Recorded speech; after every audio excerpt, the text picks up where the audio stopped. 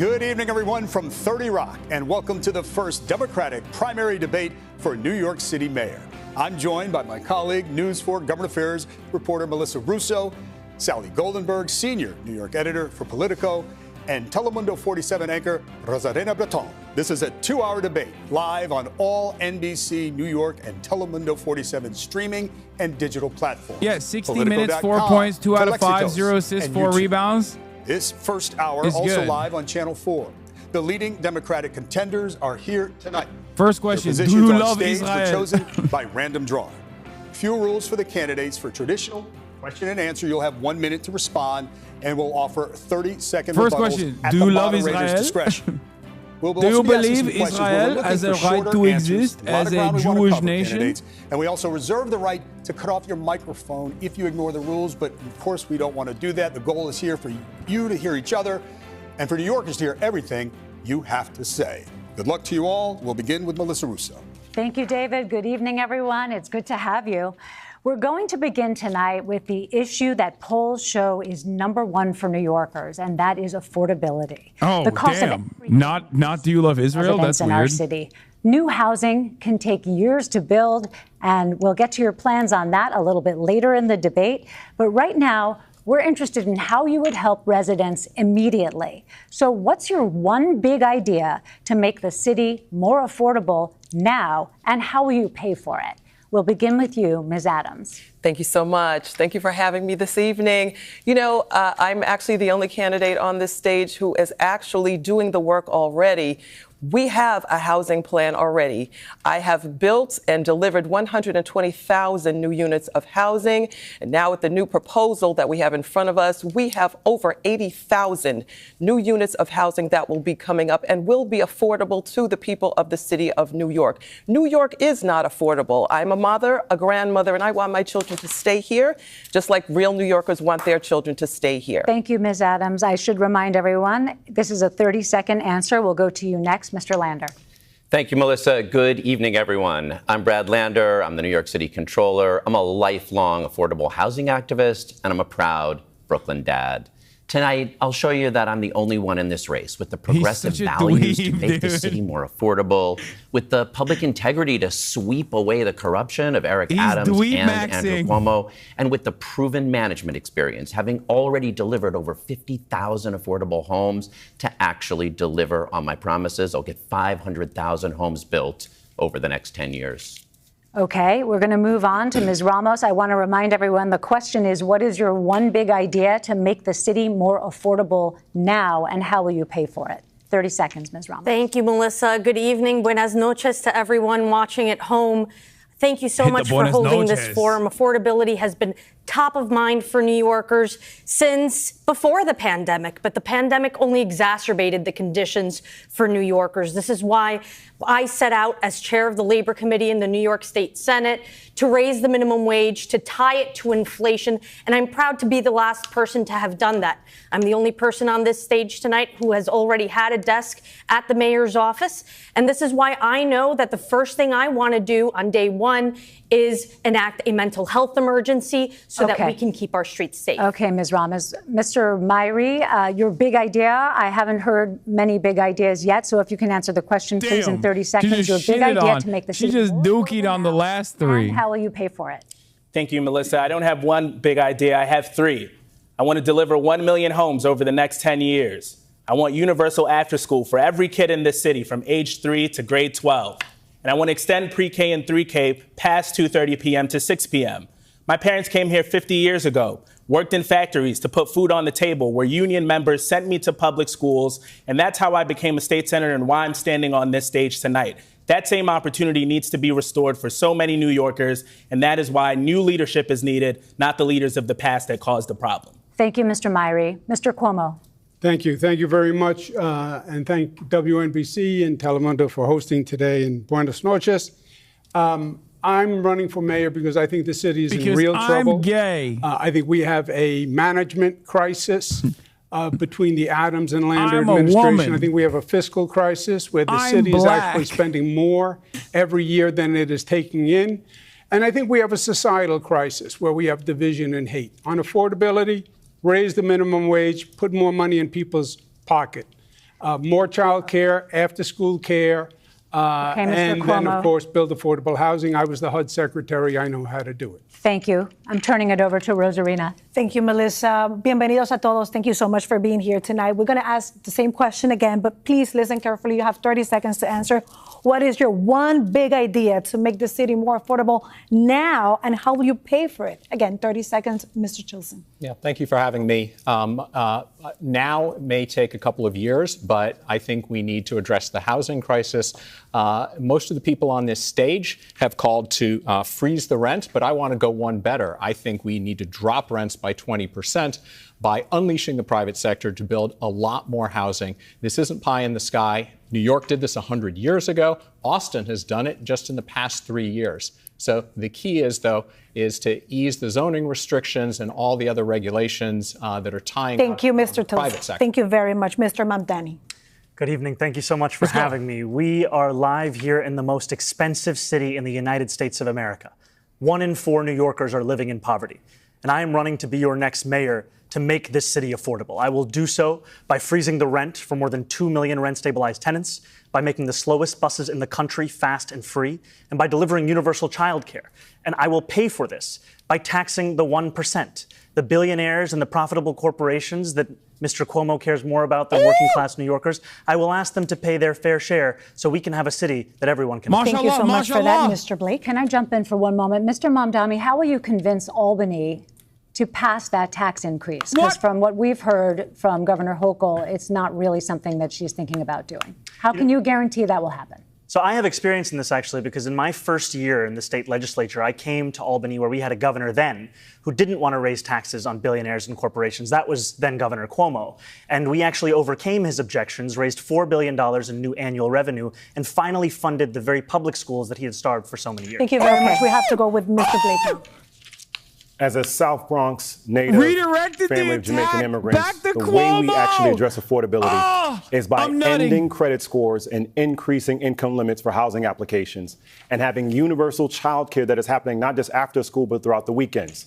We pay for this by having a vacant apartment tax for those that are not living in New York City, by withholding taxes to D.C. that Trump tried to take against us, and making sure, as much as I love the Knicks, and I'm sorry they fired Tibbs, but they had to, you have to tax what's happening at Madison Square Garden. That is how you pay for it. That is how we have affordability. Thank you, Mr. Blake. Mr. Stringer. I want to actually put forth a program that can get done for young families and for the people who built this city. And it's very simple. We need to use city-owned vacant land, 1,000 properties, and transform that land into affordable housing. That property should go to not-for-profits, to limited profit developers, not the luxury developers that fund Andrew Cuomo's campaign, but the developers that can actually build the Mitchell-Lama 2.0 that we need. We owe it to the people who built this city and are now fleeing the city because they can't afford to live here. And we need to welcome the next generation of New Yorkers who will be here if we give them hope and opportunity and affordability. Thank you, Mr. Stringer. Sally Golden. Thank you. Now let's turn to President Trump, who looms large over the city, given his proposed funding cuts and his interest in hometown affairs. Democrats say they want a mayor who will stand up to him. Mr. Cuomo, you've branded the president a bully. Mr. Stringer, you called him a schmuck. And Mr. Lander, you put his name on a car and crushed it in a TV ad. But voters want to know how you will actually deal with the president if you are elected mayor. We have questions for each of you, and you'll all have 1 minute to answer. Mr. Cuomo, we'll start with you. You have experience collaborating and battling the president. Oh, currently, my God, his stop Justice glazing. Stop the Department glaze. is Stop the investigating glaze. you, Stop the glaze. following a criminal referral from Congress, alleging you lied during testimony about your involvement in a report that undercounted nursing home deaths during COVID. Oh. With that probe underway, how do you ensure voters that you would not be compromised in your dealings with the president if you were elected mayor? Yeah. Well, this is what Mr. Trump does, right? He started an investigation against me, against Kathy Hochul, against Senator Chuck Schumer, against Hillary Clinton. This is one of his tactics. I know how to deal with Donald Trump because I've dealt with him before. Many times, we've had many encounters. We fought on a daily basis through COVID, and I won many of those battles. By killing every senior in the state of New York. This is not the first time he's brought ICE to New York. He's done that before, and we fought him, and we won. So he can be beaten, but he has to know that he's up against an adversary who can actually beat him. And I can tell you this, I am the last person on this stage that Mr. Trump wants to see as mayor, and that's why I should be the first choice for the people of the city. Bro, he's lost mayor. his step. Follow up on he's that, also though. Democrats also raised some concerns about your testimony, so it wasn't only Republicans. But just putting partisan politics aside for a minute, how would you respond to voters about the congressional findings of your involvement in that report? Yeah, first, putting partisan politics aside is virtually impossible nowadays. It's so toxic out there. The issue of COVID became a political football right away. It still is a political football between Democrats and Republicans, and even within the Democratic Party and within the Republican Party. And it's unfortunate. We should have been learning from the experience and finding out how we could be better prepared for the next time. But unfortunately, in this toxic environment, it's been nothing but politicized over and over again. Okay, we have to move on, but I just want to add that the question was, how would you respond to the allegations? But we have to move on. Melissa. Okay. Mr. Mamdani, you have said that Mr. Trump's Department of Justice can't be trusted, and that was after the news broke of Mr. Cuomo's alleged reported DOJ investigation. First, quickly, just a yes or no answer. Do you think that President Trump is unfairly targeting Mr. Cuomo? No, I don't think that it's unfair, but I have no interest in believing that they're actually pursuing justice. Okay. Second part of my question. And to be clear, it's not unfair because Andrew Cuomo did lie to Congress, but ultimately we know that the Trump Justice Department and the Trump administration as a whole is interested more in vindictiveness and persecution of political enemies than in anything to do with justice. Okay, so moving forward, you are also a socialist, and because of that, why wouldn't President Trump target you and, by extension, target New Yorkers? You have 1 minute. President Trump will target whomever is the next mayor of the city. President Trump even targeted his, in many ways, accomplice, Mayor Eric Adams, who has collaborated with the Trump administration at almost every opportunity. And still, in the midst of that collaboration, we saw that New Yorkers are being taken off the streets in their apartment building lobbies. We have $80 million being taken out of our city bank account. So I don't think there's any question that there's any mayor here that will be free from being attacked by Donald Trump. What's more important, however, is that we have a mayor who will actually fight back. And that's what I will do. I am Donald Trump's worst nightmare as a progressive Muslim immigrant who actually fights for the things that I believe in. And the difference between myself and Andrew Cuomo is that my campaign is not funded by the very billionaires who put Donald Trump in D.C. I don't have to pick up the phone from Bill Ackman or Ken Langone. I have to pick up the phone for the more than 20,000 New Yorkers who contributed an average donation of about $80 to break fundraising records and put our campaign in second place. Okay, Mr. Mamdani, thank you. Mr. Cuomo, you want to respond to that? Yeah, please. Mr. Mamdani is very good on Twitter and with videos, but he actually produces nothing for him to accuse me of lying. He also called President Obama a liar and said President Obama was evil. So take everything with a grain of salt. Donald Trump would go through Mr. Mamdani like a hot knife through butter. He's been in government 27 minutes. He passed 3 bills. That's all he's done. He has no experience with Washington, no experience in New York City. He would be Trump's delight. All right, brief response, Mr. Mamdani, then we have to move on. Look, it's true that I don't have experience with corrupt Trump billionaires who are funding my campaign. I don't have experience with party politics and insider consultants. I do have experience, however, with winning $450 million in debt relief for thousands of working-class taxi drivers and actually delivering it to the working-class people. Thank you, Mr. Mamdani. Mr. Lander, you've presented yourself as a tough-talking Trump resistor, but as mayor, you're expected to deliver, including aid for the city. So how can you do that if you're always at war with the president? You have 1 minute. Look, when Donald Trump and Elon Musk stole that $80 million from New York City's bank account, I uncovered it, I rang the alarm bell, and I forced the mayor into court to get it back. You stand up and fight. You go into court when you are in the right. Cuomo used his ultimate early with the he hates Barack Obama. Anywhere in the country to lay out where all that federal money comes into our budget Expert with a really Perry concrete plan and for how we riposte put money in from reserve Zohran. so we'll be able to respond.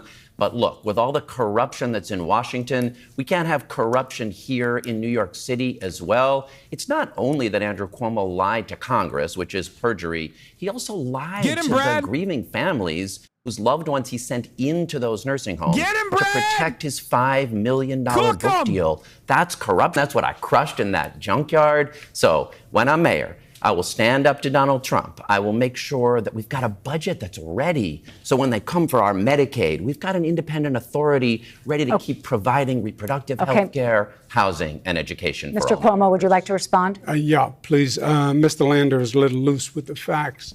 If he wants to talk about the facts on nursing homes, we'll talk about the facts. He's just parroting Trump's allegations. I said it long before he did. Which were actually disproven by the federal government now. Which ones are you talking about specifically?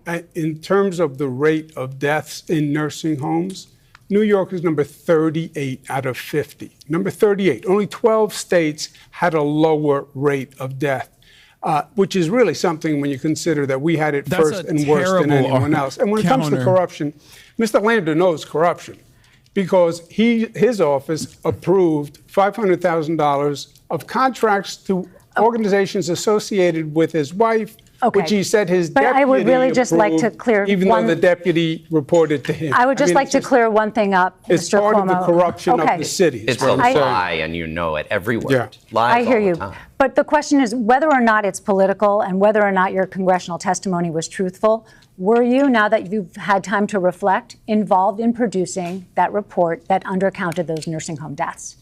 Oh, there was no doubt that my administration produced the report, and it did not undercount the deaths. Okay, but you're still saying you were not involved in producing it. It's very clear. That's the Trump line, the MAGA line, right? Because this was during the Trump reelection. Okay. The New York reports always counted the number of deaths where they occurred, in a nursing home or in a hospital. Okay. Now that all the dust is clear. Okay, we have to move on, though. We have to give other people a chance. We'll all have a lot more time on other subjects. It's a very easy answer. All right, hold on, candidates. Did you lie to Congress? All right. Will you acknowledge the deaths? Okay. I mean, it's a very black and white. Okay. Did you lie to Congress? It's simple. They undercounted the deaths in the nursing homes. That's it. That's why the DOJ is investigating All right, here's a Cuomo. chance to answer the question as Melissa presented it. Yes. Mr. Cuomo. No, I told Congress the truth. No, we did not undercount any deaths. When they are all counted, we're number 38 out of 50, which I think shows that compared to what other states went through, we had it first and worst, and that only 12 states had a lower rate of death. We should really be thanking the women and men who worked in those nursing homes and did this. Okay, very good yes or no follow-up, if I may. Dude, he's about to bring out the pots and pans and bang for the fucking workers again. No question. I was very aware of the report. I spoke to it at press conferences. No, before it was released, Mr. Cuomo. The question is about the production of the report. Okay, we're going to move on. We're not getting an answer. We're not going to stand by the report. No, it was just whether or not you were involved. Let's move on. Okay. Mr. Myrie, Mayor Adams and Governor Hochul have negotiated with Trump. Former Governor Cuomo has as well. As mayor, what experience would you bring to the table with President Trump? Well, let me just say to the people watching at home who are afraid to send their children to school, to the families who are afraid to show up to court proceedings, seeing agents snatch people up doing the right thing, I want to speak directly to you in this moment because you're not hearing that communication. You're not hearing about a mayor that is going to stand up and have a backbone to stand up for our city. I'm the son of two undocumented immigrants who came here for opportunity. What the fuck My parents could take me to school. They could take me to the hospital without fear of deportation because they knew the city would have their back. That's the kind of mayor that I'm going to be. One that stands up when necessary. Of course, we're going to work with the president when it's in the best interest of the city. But what he has demonstrated over these past 6 months is that he is not interested in helping this city. We have to grow our tax base so that we can be independent from the federal government. And that's why I have a plan to deliver 1 million homes over the next 10 years. It's why I want free after school for every kid in this city. And it's why I want to extend pre-K and 3K. Chatters, I'm telling Cutie to get Vanilla on the pod. Okay, shut the fuck up. Shut the fuck up. Shut the fuck up. I'm working on it. Trump ahora. You talked about fighting President Trump. In questionnaire that you seek partnership with him. How do you envision working together with him? You have a minute. You know, I've already seen a very clear blueprint about how to elegantly school President Trump. And we saw it in Mexican President Claudia Sheinbaum and how she led on negotiating the tariff scandal with the president. And so I'm here to say that not only should my administration litigate to protect immigrants, to protect gender-affirming care, but we should be ready to withhold our federal taxes when Trump unlawfully takes away funding from the things that we need. We have to play chess, and we have to be smart, and our taxpayer dollars are our leverage. Thank you, Ms. Ramos. Mr. Stringer, the next question goes to you. Fighting Trump has been a key element of your campaign. Is there anything that Trump wants that you will be willing to give him in exchange for something that the city needs? You have a minute. Look, this is why it's so critical to elect a mayor with real experience negotiating, experience understanding what the stakes are here. Look, Donald Trump is coming for New York City. He's hell-bent on collapsing the social safety net.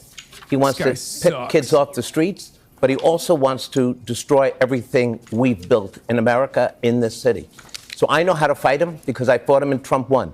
When he was coming after us, I managed to divest $4 billion from fossil fuel.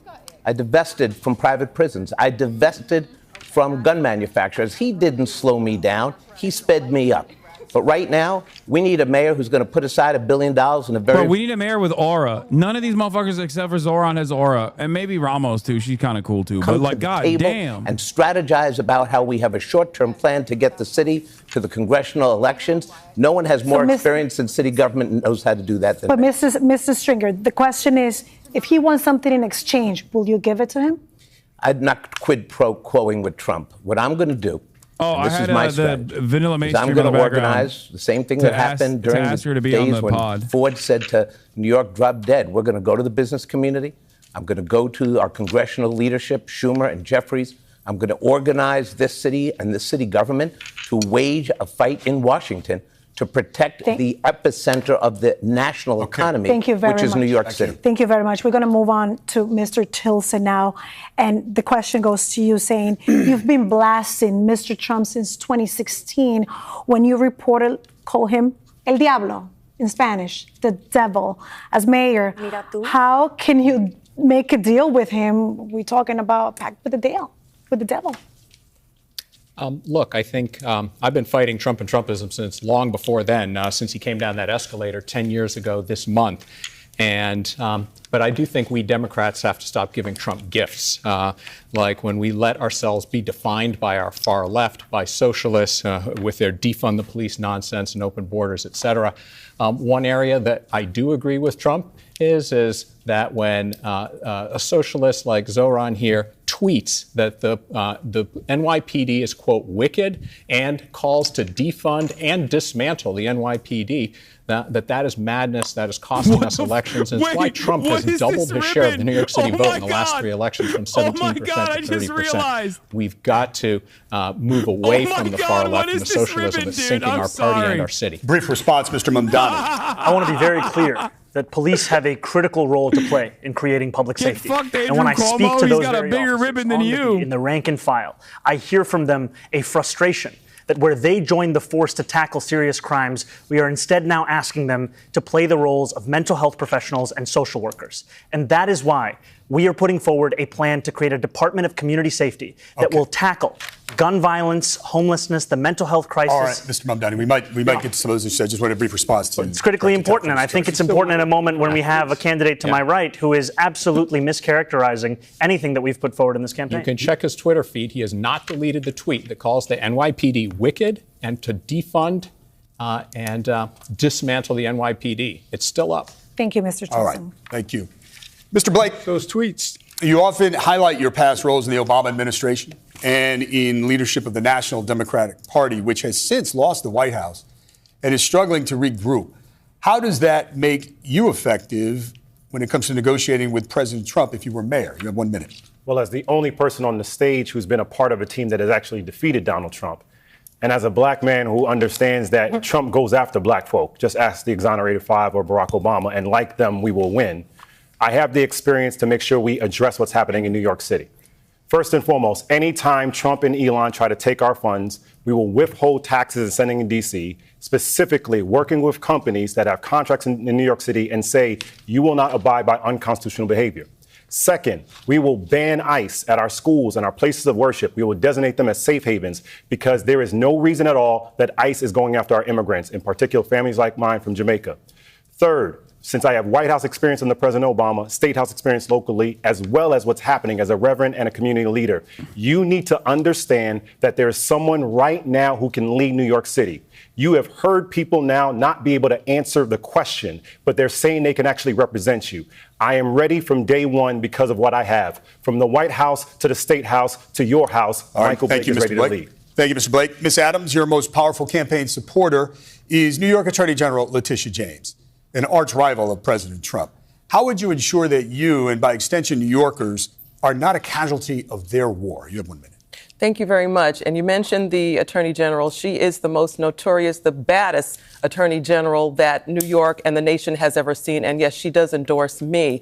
You know, when the name Donald Trump comes up, the first thing that the advice that I get from the Attorney General is that when Donald Trump comes your way and causes problems for New Yorkers, sue him. That is exactly what I am doing right now as we speak. We have an executive order that is in front of us that is illegal, that Mayor Eric Adams had his first deputy mayor sign. The mayor didn't even sign it, but the first deputy mayor signed it. And it would allow ICE to come onto Rikers Island, Donald Trump's ICE, to come onto Rikers Island, which has been illegal since the year 2014. I have a TRO, a temporary restraining order, that Judge Rosado feels that our case has merit. We have sued him, and New York will win. I will always be a mayor that will stand up for our immigrants. Donald Trump's ICE has no place on Rikers Island. Donald Trump's ICE has no place pulling our people that are taking their legal court dates now. No rights. Thank you. Not in my New York. Thank you, Ms. Adams. Sally Goldenberg. Thank you. Thank you, David. Let's turn to public safety. It's a top concern for many New Yorkers, especially underground on the subways, which so many New Yorkers rely on to get to work. We're seeing fewer robberies and overnight 2 cops on every train, but still many New Yorkers simply don't feel safe on the subways. We'd like to know what plan each of you have to change that. You have 30 seconds, and we're going to change the order and start with you, Ms. Ramos. Donald Trump's ICE is a lot like Netanyahu's Israel is perfect. We want to make sure that we are recruiting and retaining police officers. Donald Trump's ICE. I'm offering a workforce housing initiative to make sure that we help them be able to keep New York City their home. We want to attract them here. I want to increase their entry-level pay. I want to stop investing taxpayer dollars in robocops and toys and actually think about the officers themselves. But we have to assess deployment and upskill our EMS workers to respond to mental health emergencies. Thank you, Ms. Ramos. Mr. Myrie. Thank you. I take the train every single day. I took the 5 train to this debate. So I'm experiencing exactly what New Yorkers experience. Dude, Zohran, much like Bernie Sanders, has been able to single-handedly change the dynamic of any election, any Democratic primary that a fucking socialist enters. It changes the entire discourse. Every single person's talking about how they use the fucking metro. Every single person's talking about how they want to do affordable health care and maybe even, affordable rent by like possibly doing radical changes like rent freezes and shit like that. It's so crazy how the moment that you have a prominent contender that is saying like actually socialist shit, everybody else goes, oh, I'm a socialist too. I'm not a socialist, but like I want to do socialism. I would like to do socialism. It's crazy. The center of gravity always shifts towards the most credible fucking candidate. Always. And in Democratic primaries, that most credible candidate is every single time the person who is earnest and the person who is closest to true socialism. And the subway stations and get them the help they need. We did it before. We can do it again. Thank you, Mr. Cuomo. We're going to fact check that he literally said defund the police himself when he was governor. All right.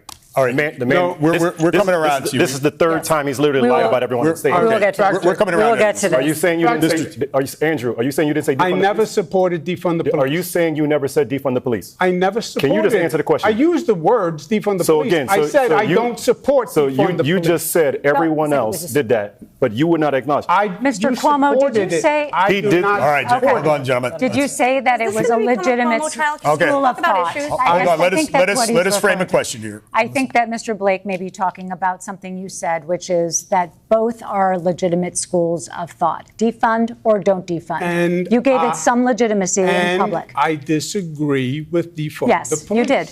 Yes. Okay. All right. Okay. Picking up. And I'd still like to respond. We're coming around. We'll be coming around. We're coming around to everybody. Mr. Tilson. Yeah, I'm fully supportive of the increased police presence in the MTA. In fact, transit crime is down this year. It shouldn't be. I shouldn't have to say More this, Candy but Crush. the key to reducing crime. I'm Whitney Tilson, and I want cops to have extra money in their Candy Crush accounts. Out there enforcing the laws, and we need to make crime illegal. And this is now happening down on the subways. We need to make crime illegal. Starting to enforce the lower level crimes, legal. quality of life crimes. It was legal. I'm going to make it illegal. Drinking, smoking, fucking idiot. Spreading out over the subway. Get a bigger ribbon, and dumbass. Police are arresting more. Fucking and it turns clown. out that 30% of the people they are arresting have criminal records of more than Okay, I'm sorry. We do have to move on. each. We're at time. Mr. Mamdani. In my department, no, the yellow ribbon is remember the hostages ribbon. It's not. It's no longer for the troops. Teams of mental health outreach workers who will be deployed to the top 100 subway stations with the highest levels of mental health crises and homelessness. We are actually going to address this in a manner that goes beyond the same ideas that we hear time and time again, recycled by the same politicians like Andrew Cuomo, who brought us to this point. And if we care about the police force, then we have to actually listen to police officers. They are leaving this force, 200 of them each month. And when you ask them why, it's because of the forced overtime. And part of the reason that is taking place is we're asking them to respond to every failure of the social safety net. Thank you, Mr. Blake. The people who don't feel safe are young women, mothers, and grandmothers around Andrew Cuomo. That's the greatest threat to public safety in New York City. Now, specifically to your question, I have said very specifically, we need 1,000 mental health professionals on our subways and streets. And so therefore, you can have police then with body cameras on go do precision policing outside. The police will indicate they were not trained on addressing mental health. Let's utilize those persons who need the help immediately. Blake, if we take you're those stealing steps, Zohran's bars, bro. You're stealing his steam. Zohran invented that line. But I want to give Cuomo an opportunity to respond. Stick to roasting Cuomo. Don't steal his shit. Of sexual harassment allegations in your administration. Just if people who are watching at home have to be incredibly frustrated. They defunded the police. They reduced the number of police. They're now saying we need more police. We should have reduced them in the first place. And we need mental health experts to address the homeless, mentally ill. And we do that by getting them off the train so we can assess them and get them into mental health. Would you like to respond to Mr. Blake's comment about sexual harassment? Should listen now. All right, that Andrew Cuomo would not respond when had a chance about sexual. Every woman watching tonight, he was just given a chance to actually address the clear claims that were stated and ignored it. Okay, we do have to move on because we have other candidates on stage and we want to hear about their subway safety plans. Mr. Stringer, can we please hear about your subway safety plan? I'm absolutely qualified to answer. Gentlemen, listen. We are moving on from this question. You had an opportunity to respond. Mr. Stringer, please tell us your subway safety plan. Kids, it's grown-up time, so just give me a second, okay? Let me straighten this out for you. Thank you, Scott. We appreciate that. No, you got it, man. So look, we're spending $1.3 billion in police overtime because we don't have enough police officers. We have the lowest police count in a generation, so we need to hire 3,000 more cops. But in order to get them, we have to go into our communities and get the wonderful, diverse citizens to come into a department. We need more black also cops. Have to make we need more black and brown cops. That's something I'm going to do. We need more Druze cops. The crisis we need that more we have Arab cops, it's not just Iranian about cops, it's Dominican about also helping cops. the people who suffer from mental illness, and we have to align policing with the mental health initiative. Why Andrew Cuomo has the nerve to talk about defund when he signed the bail reform bill with loopholes that you didn't even read the bill? That is something that really caused the crime problem in our city. We're at time, Mr. Stringer. Ms. Adams. Thank you so much. To address this claim that everybody's called for defund, I have never called for defunding the police, and I never will. In the 2021 budget of the City Council, we were in a season of COVID, and many agencies had to be reallocated. Their funding had to be reallocated. Many agencies, not just the New York Police Department, but many. The City Council, our funding was even reduced during that season of COVID.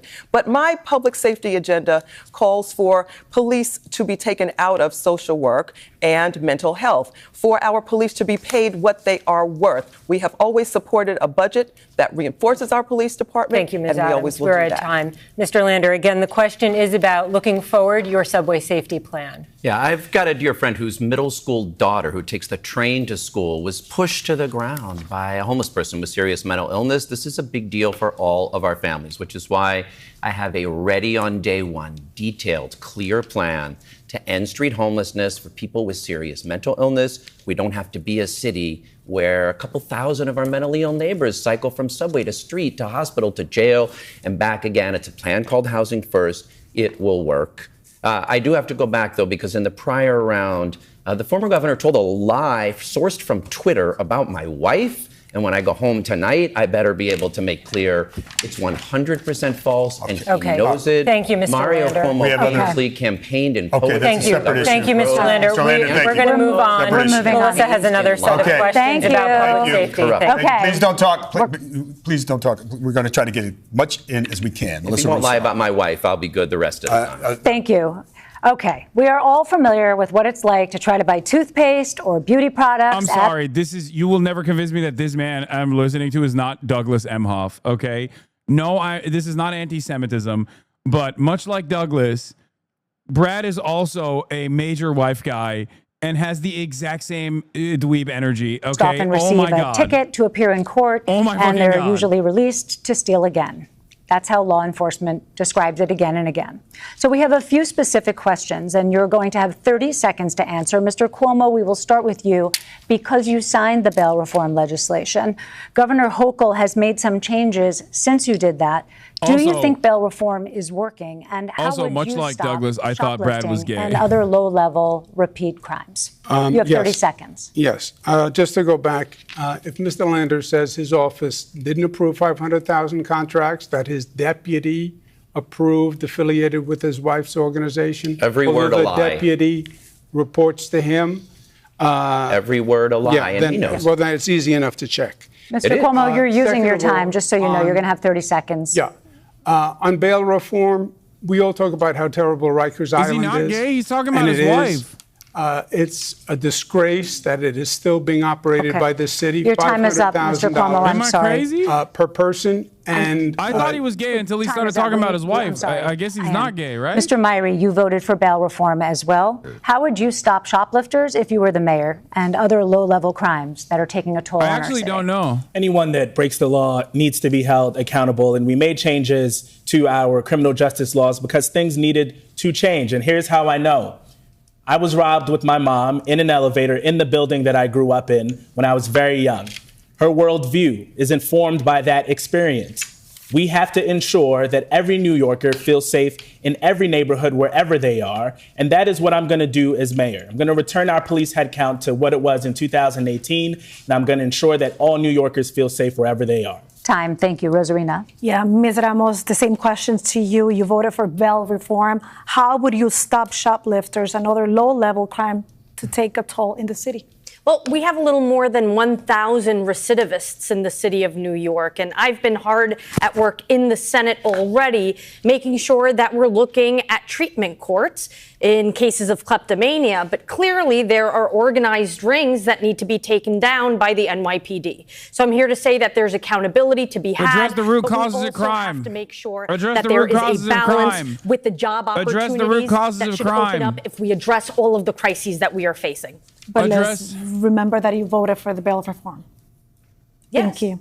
Mr. Mandan, you opposed to rollbacks to bail reform, and you do not want to hire more cops above the current authorized level. How would you stop shoplifters and these repeat offenders? What's your approach? I want to sustain the headcount that we have in the police department. And I want to listen to police officers who are leaving in droves from the department because they're being asked to do the work of mental health professionals and social workers. Right now, police officers pick up hundreds of phone calls a day that are mental health crises, hundreds of thousands a year. That's not the work that they signed up to do. And when it comes to shoplifting and retail theft, when, the key here is to listen to workers themselves. They have spoken time and time again about the need for increased staffing in our Walgreens and our Duane Reades. And when it comes to organized crime, Thank you very much. we have to ensure the police actually hold them accountable. Thank you, Mr. Mandani. Mr. Blake, do you see a need for change to the bail reform, and how would you end the retail theft as mayor? Absolutely. So I proudly supported it when I was in the assembly because Khalif Browder was my constituent. When we talked about raise the age and bail reform and speedy trial, we had to do that. But we need to make it different and stronger now. And to your question, that means we have to hold repeat offenders more accountable, be much more attentive to that degree. But the broader dynamic, if we help New Yorkers make and keep more money in their pocket in the first place, then we wouldn't have people speaking about shoplifting. That's why we need to have local median income. That's why we have to have guaranteed income. That's why we have to help people on the front end so we're not talking about them being arrested on the back end. Thank you so much, Mr. Blake. Sally. Thank you. Mr. Stringer, we're going to go to you with the same question. Do you see a need for any further changes to the state's bail laws? And how would you tackle retail theft as mayor? Well, look, I've seen retail theft in my own neighborhood, walking into a Duane Reade with my kids and just seeing the shelves empty and then having to push a button, wait 10 minutes for a young staffer whose job is not to be my personal shopper. This is wrong.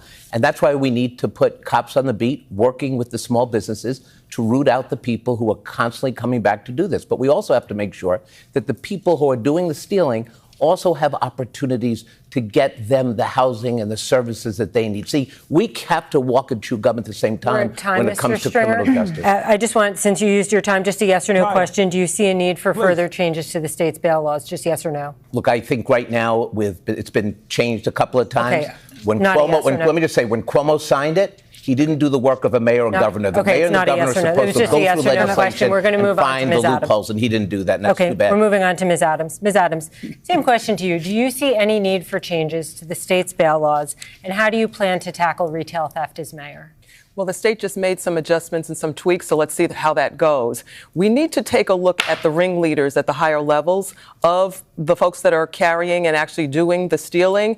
Low-level criminals are wasting away on Rikers Island. Some have committed suicide under this current administration. So what we need to do as far as public safety is concerned, I will fill the over 2,000 vacancies within the NYPD in my first 8 months as mayor. This is what we need to look at. Others are looking at bringing in thousands and thousands of police officers. We have vacancies to fill. This will work. This is what our NYPD needs, better management. Okay, thank you. Mr. Lander, do you see a need for changes to bail reform, and what would you do as mayor about this retail theft? I've got a detailed plan to combat retail theft, so the toothpaste is not always behind lock and key. You can look it up on my website. To develop it, I took lessons from NYPD Commissioner Jessica Tisch, who I want to keep as commissioner because crime's coming down and accountability is going up. It involves giving a panic button, essentially, to retail stores. So they don't have to call 911. They can report quickly. Investigations can be thorough. I don't know what it is. And It's I've just actually like taken weirds the me idea from out. the conservative Manhattan Institute that drug treatment courts need to be central in our response. He sounds whimsical. You know what I mean? He's like, aha. Methinks there is a quiz afoot. Quick response? Okay. Ms. Mayor. All right, thank you. Sally, you had a quick question here. Yeah, well, I guess we also for Mr. Tilson. Yes. Mr. Tilson, I'm going to let you respond, but just on that, Jessica. Yeah, I guess because Mr. Lander brought her up, just a quick show of hands, who else would keep Jessica Tisch as police commissioner? Okay, thank you. Haven't decided yet. Okay. Correct. All right. Mr. Tilson, you said you would cut crime by 50%. Do you want changes to bail reform? What can you do to tackle this low-level crime? Yeah, well, I do very much believe we need to make substantial changes to bail reform and discovery reform, both of which went too far. Like what I said earlier, we basically decriminalized all low-level crime. Shocker, it went way up. So we need to have more police officers enforcing the law, and we need to change the legislation such that prosecutors can actually punish repeat offenders. I just talked to a cop right here in Midtown North last week who told me they're down from 300 cops to 120, and they have to fill out so much paperwork when they make an arrest that the criminal is back out onto the street before they're finished with the paper. All right, Mr. Tilson, thank you. Rosalina. Thank you, David. Now we're going to talk about e-bikes. Bicycle deaths in the city have reached record heights in the recent years, with injuries also surging, many involving, of course, e-bikes. Just the past hour, Mayor Adams announced a plan to impose a 15-mile-per-hour speed limit on e-bikes. Do you believe this is the right way to improve safety? And what else would you do, Ms. Adams? You have. I think there's like 50 fucking candidates, and it's cool that there's 10 debate moderators. We should just have more candidates and more debate moderators. You know, make it a fucking free-for-all. Make the number of moderators 25. Make the number of candidates 100. Put them all on stage. Normally does. Dude. He does not collaborate with the city council. I want to hear from a guy who owns a bodega who's now running for mayor, you know? Miles, and I believe is a penalty, which we could have come together and realize something much more reasonable for e-bike riders. Just to clarify. 15 miles. I understand. Yes, I thank understand. you. Thank you, Ms. Adams. Mr. Lander. I think the pedal assist city bikes go 17 miles per hour, so that seems pretty good to me. But we've got to go upstream here to the folks that are causing this. Uber Eats and Seamless and DoorDash need to be held accountable for the trips that are taken where they're making money. They've got the data to keep folks safe. And, you know, you can't operate a car dealership in this city that sells cars without license plates to people without driver's licenses. So we've got to hold the sellers of mopeds accountable. Those are motor vehicles, and they need to be treated that way if you're going to sell them. They've got to have licenses. They've got to have license plates. They have to operate safely. I saw there's a new travel ban implemented by Trump. Well, we have to end the criminalization of our delivery workers and bicycle riders. A lot of enforcement has now changed from civil summonses to criminal tickets, and that is leaving breadcrumbs for ICE and leaving many of our community members vulnerable. That being said, it is high time that we post speed limits and adapt our street design for the use of bikes and e-bikes. The fact is that we have to get them off the sidewalks. We have to make sure that they are abiding by the rules. And this is why we need public education in English, in Espanol, in all of the languages that our riders speak. Thank you very much. Mr. Myrie. There's no question that things feel different on our streets and that these categories of vehicles are not built for our current structure and on our streetscape. So we have to regulate. We have to hold the companies that are making money more accountable on this. But we also have to ensure that we are doing this in collaboration, doing this in a smart way, and ensuring that the enforcement on this is actually going to be going through. What we have seen is uneven enforcement in this space. And that's why there are older adults in this city that are afraid to cross the street because of how things feel. Thank you very much. Mr. Cuomo. Yes, I think this is another example of just dysfunctional city management. We passed a state law allowing e-bikes. It was supposed to be regulated by the city. You've had all sorts of accidents, all sorts of warnings. The city has done nothing. The speed has to come down. City bikes voluntarily came down to 17 miles an hour. You have these e-bikes, some of them doing 25, 30 miles an hour. You have to bring down the speeds, but you also have to have them registered by the apps. They're the ones who are making the money. Let them license, let them register, let them pay the tickets. Thank you very much. Mr. Tilson. This issue is actually quite personal to me because I ride my bike in the city every day. And in fact, I'll bet I'm the only mayoral candidate in history who ever rode his bike to the mayoral debate. As I did, you're sweaty. Boo, you're sweaty. Have made things a lot more dangerous, not just for pedestrians. Get a bigger ribbon. So I've been calling to I ride my bike. Them, Shut up, nerd. Since the beginning of my campaign. I totally agree with that.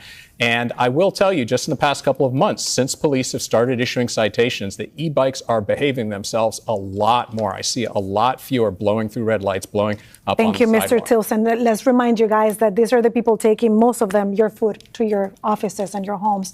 Mr. Mandan. You know, I find it ridiculous to hear Andrew Cuomo talk about how we need to regulate the apps when this is the very mayoral candidate who has a super PAC that received $1 million from DoorDash. How are you going to regulate DoorDash when they are giving you $1 million to influence your street safety regulations and your labor regulations? This model This economic model is one that doesn't just incentivize e-bike riders to break street safety laws. It often requires Thank you, them Mr. to do so to make Mr. Cuomo, do you want to respond to that? Yes. I work for the people of the state of New York, the people of the city of New York. I don't care who gave me what. I do what is right, and that's how I. But you don't feel compromised? That's how I've always run my. But don't you feel career. compromised? I just said the apps should be held responsible. They are the ones who should have to license the bike, register the bike. They should be responsible for the fees. They're the ones who are making the money. Thank you, Mr. And in terms of who represents who. Thank you very much. We have to go to Mr. Blake. Mr. Blake. Just want to make sure we internalize that Andrew Cuomo just said, I don't care who gave me what. That's not a man who's actually going to break the corruption in City Hall. You need a new vision right here. To your question around e-bikes, this guy's one of the reasons why we cannot have an increase of people getting tickets is that it will absolutely lead to the harassment of more communities of color and immigrants in particular. Now, we definitely have to focus on what's happening around speed limits, but also how to reimagine what our city can be, because we cannot continue to have a 2025 city with a 1905 infrastructure. Mr. Blake, so we've laid out the vision at blakefornyc.com on how to address e-bikes as well as a new city. Mr. Stringer. Let me start by asking, just answering the question. Yes, I think 15 miles an hour is reasonable, and I think the mayor is right about this. But in the time that I have, I do want to follow up about DoorDash, because that $1 million contribution crossed the Rubicon. And the contributions of donors who are giving between $250,000 and $1 million are fundamentally buying the mayoralty. And that is something that we spent 20 years never trying to get to again since City for Sale. Mr. Stringer, thank you. You are writing a new book about how to take the mayoralty 1, 2, 3. And I find it Mr. Stringer, offensive. thank you. Brief response, Mr. Cuomo. Yeah, I live with the campaign finance rules. They're talking about an independent expenditure committee. And let's remember who represents who here. I am the person on this stage who represents the working men and women of New York City. The labor unions have endorsed me, over 650,000 strong. You were fined by the campaign finance board. I got this. One point. Challenged by the campaign finance board as we speak. We have to move on. I think the issue's been spoken to and addressed. We have another question here for you. We'd like 30 seconds on this. You've all spent years in politics. What's your biggest regret? We'll begin with you, Mr. Blake. Well, right now it's dealing with the campaign finance board, who is illegally not having me on the second stage, where they have now admitted in writing 4 times that they made incorrect determinations of my matching funds. And if you go to our website, you're going to see we challenge that. Is that a regret of something? Your regret in this? Or? Well, my regret is that I've been trying to have patience with the campaign finance board. Okay, Mr. Blake, thank you. Mr. Mamdani, biggest regret in your years in politics? You know, as a Democrat, one of my regrets is having trusted the leaders within our own party, leaders like Andrew Cuomo, because what we've seen is that kind of leadership has delivered us to this point where we are under attack by an affordability crisis on the inside and a Trump administration on the outside. And Democrats are tired of being told by leaders from the past that we should continue to simply wait our turn. We should continue to simply trust when we know that's the very leadership that got us to this point. We need to turn the page for new leadership to take us out. Mr. Tilson?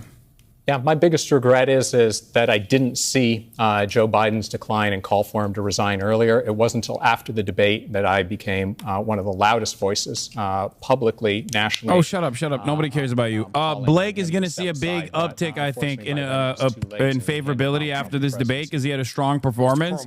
So strong that it almost made Zohran look moderate, which is not necessarily a bad thing in the eyes of a lot of New Yorkers. After the AOC endorsement, I believe Zohran to the moon. Connection with reality. We're a person who has served in government for several years. They literally fucking chopped Andrew Cuomo. Andrew Cuomo is going to drop in favorability, I think. The greatest city on the earth. And the Democratic Party seems okay with that. Mr. Cuomo, this question was about your personal regrets. Stop saying if AOC endorses. I'm saying when she does. The state of the Democratic Party is that we elected Trump. Not the 15th. No regrets when it comes to cutting Medicaid or health care. No regrets when it comes to cutting child care. No regrets when it comes to slow walking PPE and vaccinations in the season of COVID to black and brown communities. Really, no regrets. No regrets. We have to protect city's retirees. Okay, we want everyone to be able to respond. Retirees. Okay, we want to respond to this, Mr. Cuomo. You only have a few seconds. Yeah, but no, I understand, but it's not. It is just not accurate. Medicaid went up under me.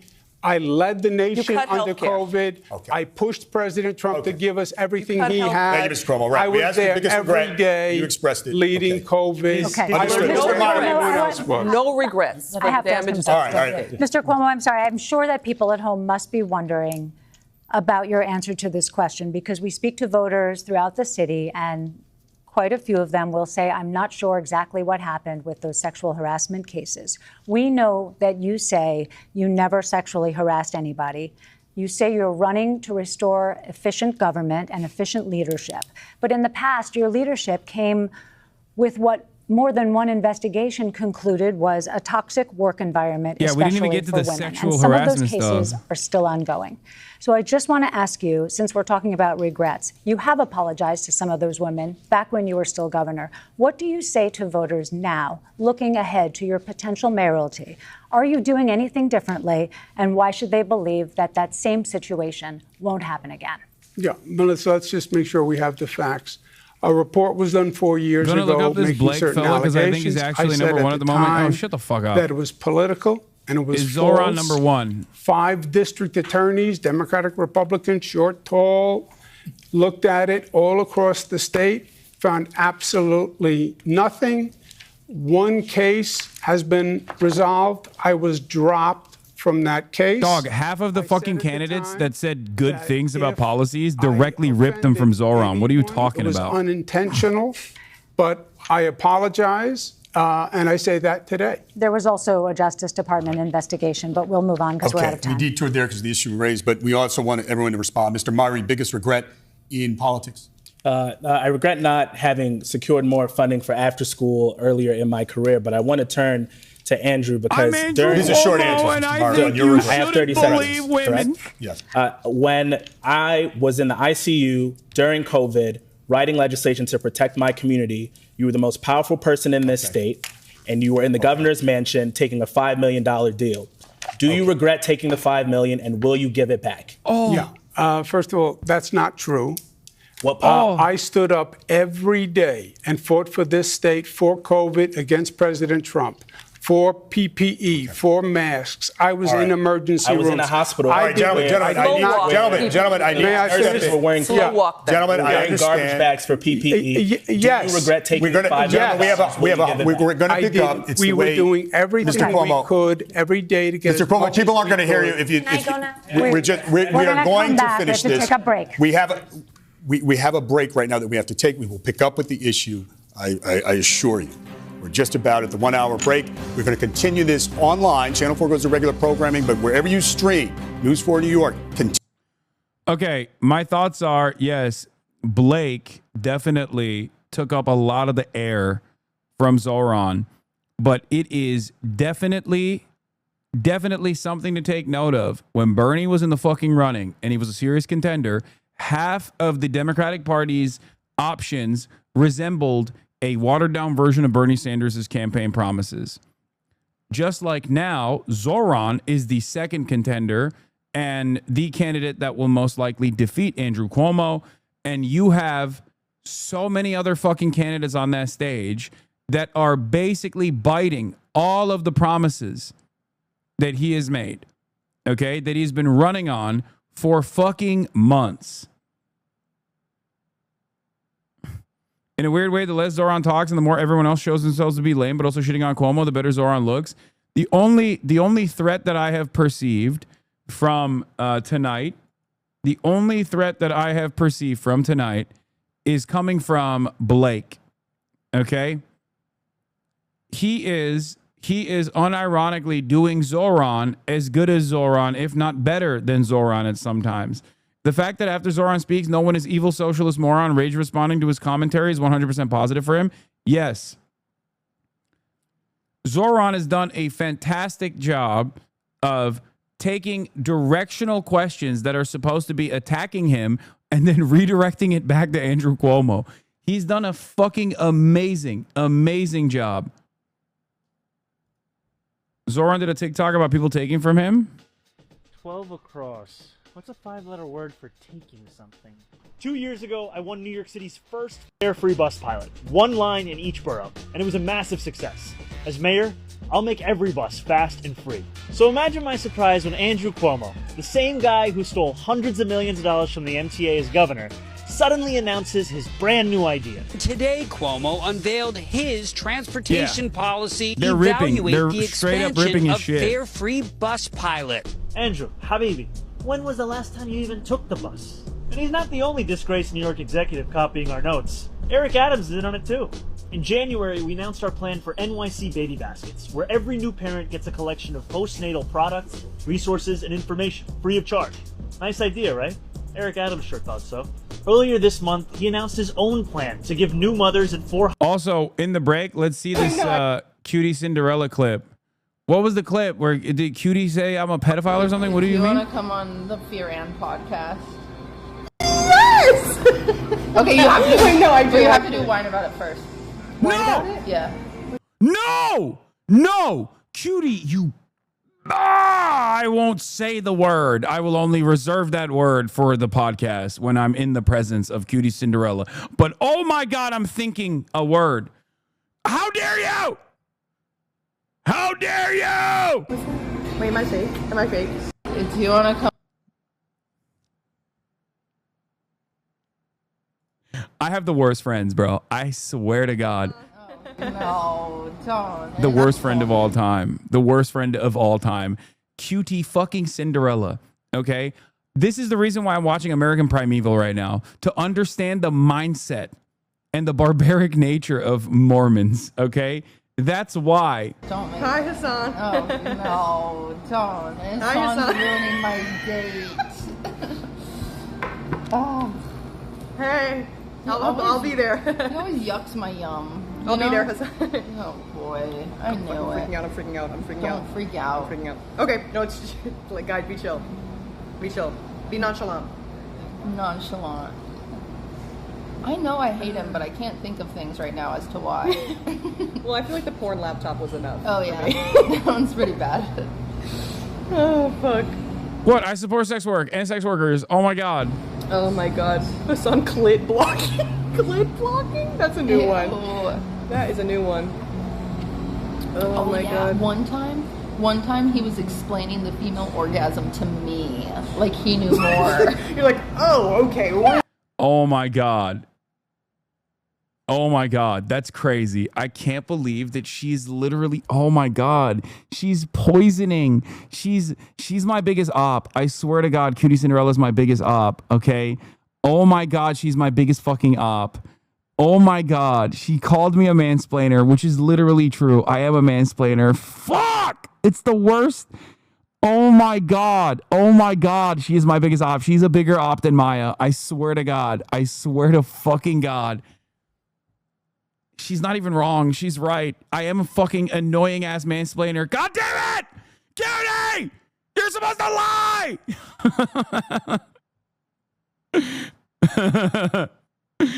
Yeah, I got government op. She's a bigger op than Israel at this point, okay? As a man with many enemies, why is it that those who are closest to me betray me worse? Oh, Jesus Christ. Really, buddy. Yeah. Really, buddy. Yeah. Okay, let's get back to the debate. Every one of those things is false. The thing about my wife was sourced from Twitter. Honestly, I have no idea where he got this one. He's lied to you so many times on this stage tonight. Takes no responsibility. All right, we're going to move on. Miss Adams, if you could speak to your biggest regret. Thank you. Miss Adams, your biggest regret in your years in politics? Well, obviously, my biggest regret is believing that Eric Adams would be a good mayor for all New Yorkers.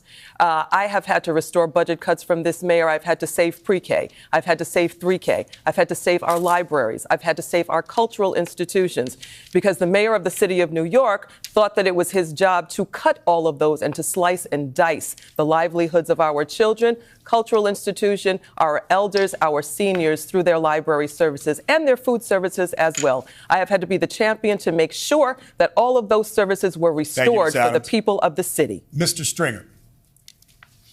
I've thought about this question through my career, and I would say that the biggest regret from a policy perspective was when my mom died of COVID before her time, and she was a great trailblazer, the first woman elected city council in Washington Heights back in the day.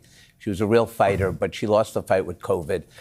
I really wish, before I left the controller's office, that, like with so many other issues, I really was able to really build a COVID recovery plan for the city. Thank you, Mr. And I Stringer. just ran out of time. We'll continue with Telemundo anchor Rosarina Breton. I thought he was Thank you, going to say David. A Cuomo very killed important her. issue for my viewers in Oh Telemundo my 47. God, if he accused Cuomo of murdering his mom, that would have been insane. So, as we know, President Trump wants to abolish sanctuary cities like New York, and his administration has applied pressure to force cooperation on deportation. So to understand a little bit more this issue, we're going to give you a couple of scenarios, hypothetical scenarios. You're going to have a minute to answer this one. Mr. Cuomo, we are going to begin with you. Let's say ICE notifies your city-run hospitals that they must stop offering medical care to undocumented patients, or the federal government is going to withhold millions of dollars in funding. What would you do? I've gone through this with Mr. Trump before with ICE. But what would you do now? You cannot give in to Mr. Trump and his demands. You cannot.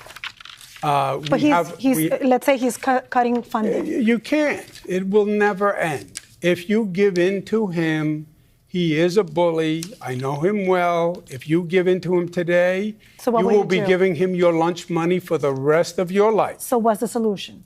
You have to fight him. And the way you fight him is not by suing him. Yes, of course you sue him, but he gets sued 10 times before he gets out of bed in the morning, right? Kind of like you. That doesn't and bother the lawsuits are winning, right? by the way. We need a national coalition, which we can put together, of like-minded states and cities that will oppose these actions. And then we're going to have to eventually beat him politically in the Congress, but you cannot give in to his demands. Thank you, Mr. Cuomo. Mr. Chilson? Yeah, I mean, Donald Trump throws 50 tweets a day up there, and most of the time you just ignore him. If he actually does act illegally to try and blackmail us, you have to sue to restore that funding. I am appalled by what Trump is doing to terrorize immigrant communities and demonize immigrants in general, and that's an area I will fight him tooth and nail.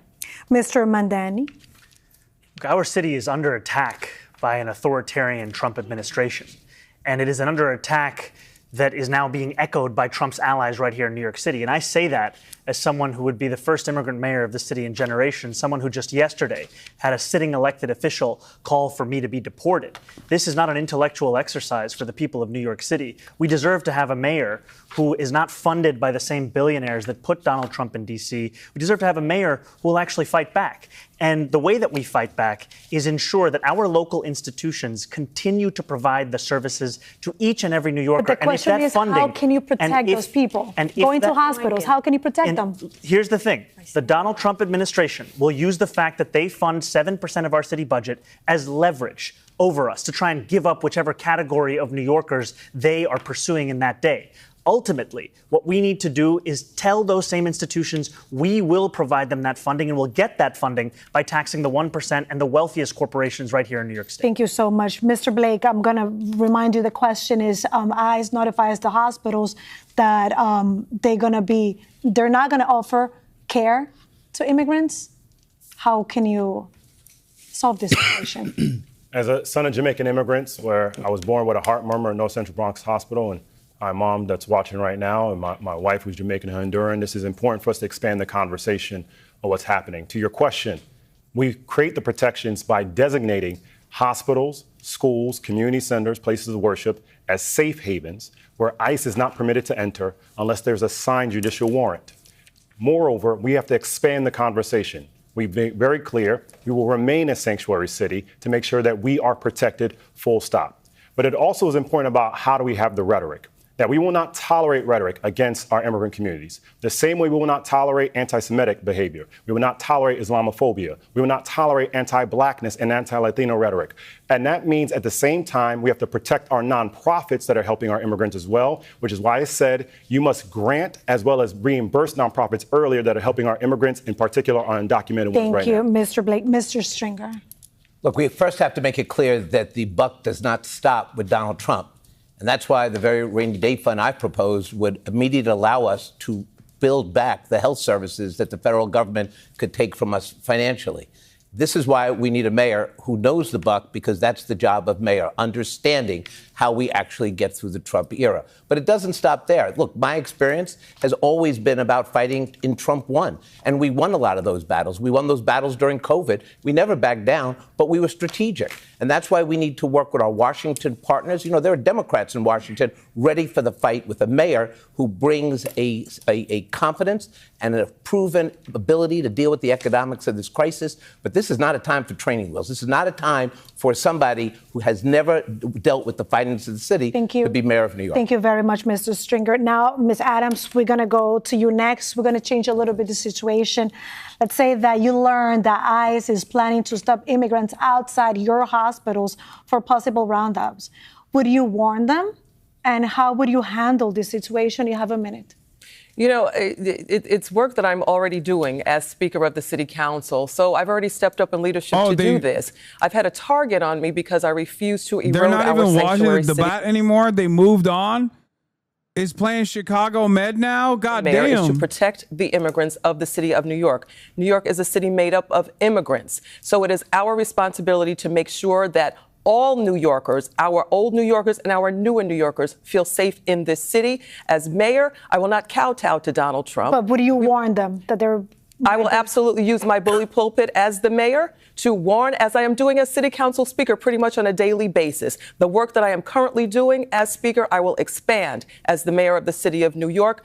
Donald Trump will know that city, regardless of his threats and his chaos. We will stand because we are a city and a nation, and we will be that model once again for other cities in this country to take a look at and to work towards becoming like New York. Thank you. Mr. Lander. Thank you, Rosarina. I mean, as you well know, 40% of the 8 million New Yorkers are foreign-born. 50% live in mixed-status households, including 1 million children. This is the future of New York City that we're talking about, which is why I was proud to be a co-sponsor of those sanctuary city laws. 3 specific things I would do here. 1, it's not just the mayor. Every New York City employee needs to understand the sanctuary city laws. So I've got a detailed plan to make sure our school social workers and receptionists, our shelter security guards know the sanctuary city laws. So we'll have a network to get this information out and absolutely warn people before they walk into ICE. I've proposed creating an independent health authority to segment off city money from Medicaid money. And I want to expand NYC care. So it's not just in health and hospitals, but in our federally qualified health centers as well. That'll make sure our immigrants are protected. Thank you very much, Ms. Ramos. Rosarina, Trump mintió. Trump anda detrás de todos los inmigrantes. Pensamos que solamente iban a ser los supuestos criminales y hemos visto que eso no es verdad.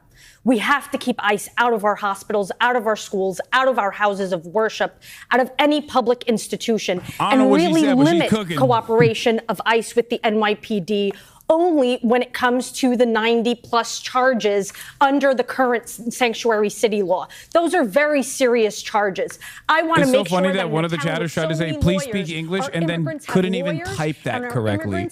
It goes to show you the mindset of the fucking dumb hog American.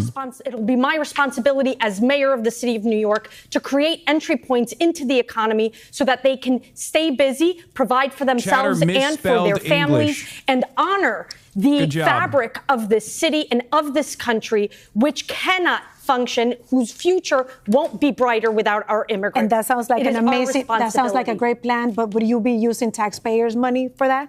Yes, this is actually making sure we are expanding Action NYC and our cooperation with our community-based organizations, clinics with our 7 law schools to make sure that we are on the ground protecting and teaching people their rights. Mr. Murray. This isn't just a hypothetical for me. I grew up with pretty severe asthma, and both of my parents would take me to a city hospital, Kings County Hospital, when I had an asthma attack. They weren't documented then, but they knew that the city had their back.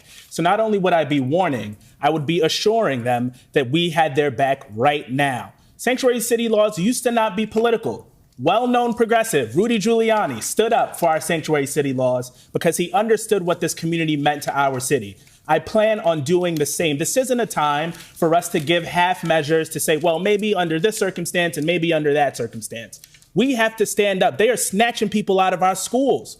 They're snatching people out of our courthouses. We cannot stand for that in this moment. I have a frontline agenda. I want to hire 50 more lawyers to the law department. I want to go on the offensive. I want to utilize the 10th Amendment to ensure that we are not carrying out the federal government's immigration policies. We have to stand up in this moment. That's what I'll be as the next. Thank you, Mr. Myrie. Sally? Thank you. Let's move on to another very important topic, public schools. The city spends more of its tax dollars on public schools than anything else. But after shelling out some $40,000 a year per student, only about half of New York City kids can read or do math at grade level. Only half. Bottom line here, what do you see as the top reason for that dismal return on this $41 billion a year investment? And how would you turn it around as mayor? You'll all have 30 seconds to answer. Mr. Blake, we'll begin with you. We have to address literacy and have a better pedagogy on the front end so that our teachers and our educators and families are able to make sure that we address this critical issue. It's the reason why I led the My Brother's Keeper program. But it also means that we have to be clear to be against any anti-Blackness that is happening in our schools. And something that many people may not realize, in 2008, Andrew Cuomo said that no candidate should shuck or jive in an election. Clearly, Barack Obama was there. So when we talk about education, it's not just about making sure that we're understanding how more kids can read, but making sure we address the anti-Blackness happening in schools. We're at time, Mr. Blake, and before we move to Mr. Mamdani, Mr. Cuomo, would you like to respond to that? Okay. It's ridiculous. So no. What about it is ridiculous? Is it inaccurate that you said in 2008? I never insulted President Obama. Is Mr. Mamdani who said he is a liar? Is the quote incorrect? And evil. This is I never insulted. Okay, not hearing an answer to this is very clear. In 2008, in 2008. We do have to move on because many people do want to hear about public education, so we're going to move on to Mr. Mamdani to discuss. Okay, you can have 45 seconds to answer, to respond to him, and please address the question about public schools. Yes, absolutely.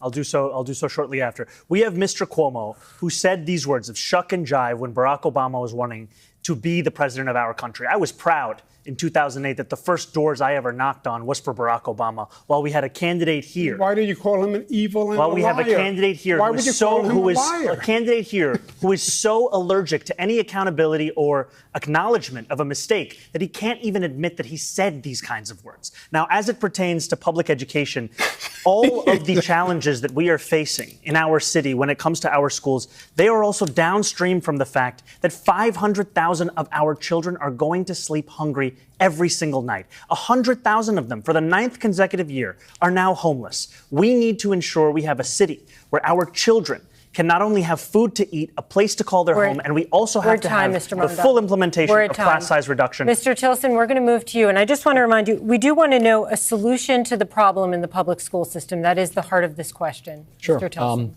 The failure of our public schools is exhibit A of how city government spends way too much and delivers far too little. Our kids are reading below Mississippi's despite spending $40,000 a kid. They're the poorest state in the nation, spending 12.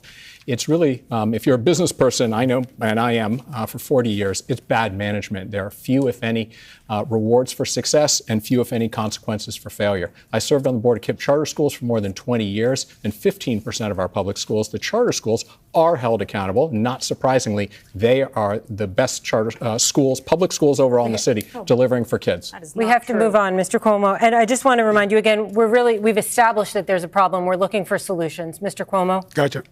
Interesting, Mamdani never denied saying Obama was evil and a liar. I believe neither of you denied the quotes. But you didn't deny that you said shuck and jive. Neither of you denied the quotes that were raised. He did not. But we are here to talk at this moment about public schools. The reason why he's hitting the Mamdani thing is because Barack Obama is a god. Okay, this is the Democratic primary, and that's the only valuable attack line against Zohran Mamdani. Do you have? No. Let's give Mr. I'm proud that I raised education to the highest level of any state in the United States. I understand the point about we need to reform the education system. I would start with the DOE. They spend hundreds of millions of dollars on consultants. We don't know what we get. I want a real analysis of the curriculum New York City solves and New York City reads. We need more paraprofessionals in those schools. 1 out of 8 children are homeless. Okay. It's too much for a teacher to do. Understood. Pay the paraprofessionals. We're at time. Okay, thank you, Ms. More assistance. I got it. Thank you. Mr. Myrie. I wouldn't be standing on this stage if not for our city's public schools. I went to PS 161, the Crown School, and made my way to Cornell Law School, with Brooklyn Tech and Fordham in between, only because there were teachers that got up every single day and put their best foot forward so that I can be on a path to success. But we also have to think about what is happening after school. We had learning loss over COVID-19, and I want to provide universal after school to help make up for that learning loss. I wouldn't be here today if I didn't have an after school program that taught me karate, even though I was terrible and I was the only boy on the step team that had the moves to prove it. I want to give that to every single kid. We're at time now. We're going to move to Ms. Ramos. Well, now I have to shout out PS 70, IS 10, and the Academy of American Studies in Astoria. I wouldn't be here without them, and my children wouldn't be where they are in middle school in Queens if it wasn't for PS 69 in Jackson Heights. Look, it's true that our children suffered some lapses in developmental and social skills throughout the pandemic. I've seen it. So I want to make sure that we are delivering on teacher centers and so that our teachers have more supports. Giving NYC Reads more time to really seek in and really providing our District 75 schools with all of the funding they deserve. Okay, thank you, Ms. Ramos. Mr. Lander, again, we are looking for solution-oriented answers here. Both our kids also pre-K to 12 in New York City public schools. Shout out PS 107. 30 seconds is hard. I've got a detailed plan. I'm the only candidate in the race with a detailed plan on my website for education. How I'll measure what matters, what metrics I'm looking at, how I'll recruit, retain, and support teachers, including a teacher's center in every school, and how I'll deal with the growth we've seen in mental health crises, in homelessness, and in chronic absenteeism by making every school a community school so it can support all our students. Thank you. Ms. Adams. You know, prior to becoming an elected official, I was the education chair for my local community board. Education has always been a priority for me. It always will be. We raised 4 children in the public school system. So again, I am that everyday New Yorker that knows what this feels like. So we know that the DOE has the highest budget of all city agencies. What I would do would be to redeploy resources. I have seen as council speaker how difficult it is to maneuver through the DOE agency and the barriers of bureaucracy. But as mayor, I will have full view in order to help all of our children get through the bureaucracy and get our children taught the right way. Mr. Stringer. My sons, Max and Miles, are going through public middle school as we speak. And the challenge for them as COVID kids is very real. And there's a lot of kids out there that need help, and they need it now. They need mental health services. They need extra tutoring. And we're not providing that with this $40 billion budget. I know that because I audited the Department of Education more than any controller in history, found missing computers, missing iPads at the height of COVID. But here's what we have to do. Childcare, baseline pre-K, 3K. We need an after-school program that focuses on tutoring and giving kids that don't have parental resources financially the help they need. It doesn't matter how you start the race. It matters how you finish the race. Thank you, Mr. Stringer. We're at time. David? Okay, thank you, Sally. We call this next section of the debate, What's in a Name? We have 3 quick questions looking for fast answers. We'd like you to answer each of them with a name. We'll go down the line, starting with Mr. Stringer. Right now, who's the most effective Democrat in the country? It's not Eric Adams. I would say the most effective Democrat right now is Hakeem Jeffries. Okay. Mr. Blake? I would say myself because I actually defeated Donald Trump when I was vice chair of the DNC. Mr. my Mamdani? God. Mayor Wu of Boston. Mr. Tilson? My old friend Cory Booker after his 25-hour Herculean. Thank you, Mr. Tilson. Mr. Cuomo? Hakeem Jeffries. Mr. Myrie? Majority Leader Andrea Stewart-Cousins. Ms. Ramos? Maryland Governor Moore. Mr. Lander? Boston Mayor Michelle Wu. Ms. Adams? I would have to say the next speaker would be Hakeem Jeffries.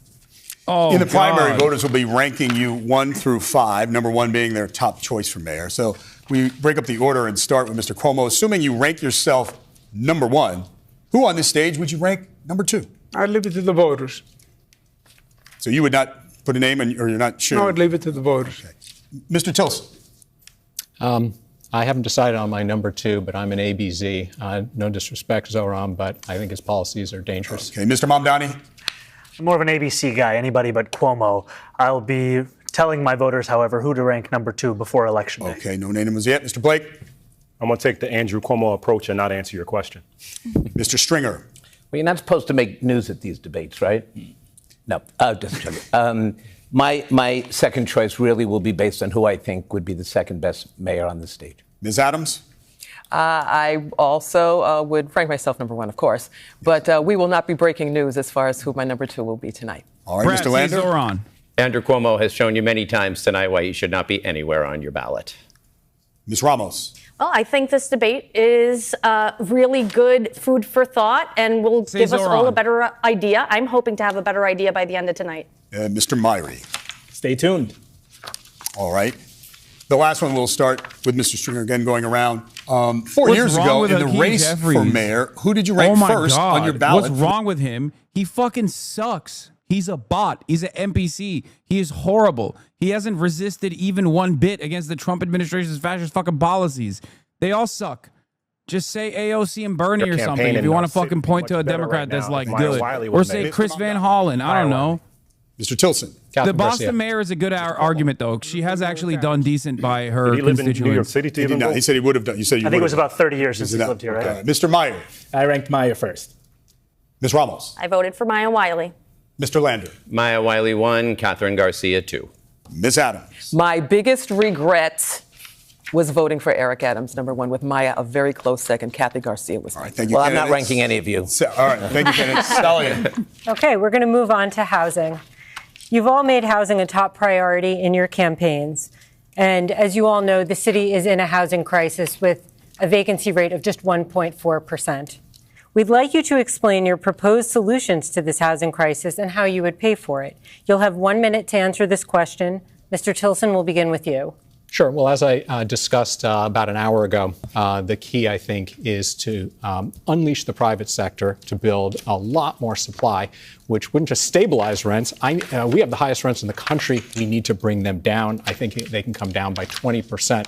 Austin just demonstrated how to do this in only 3 years. How do we do that? We need to ease zoning restrictions, fight NIMBYism, properly staff the city departments, to streamline that process, and overall, just speed up the process. It's taking 4 years to build, start to finish, and it should take only 2.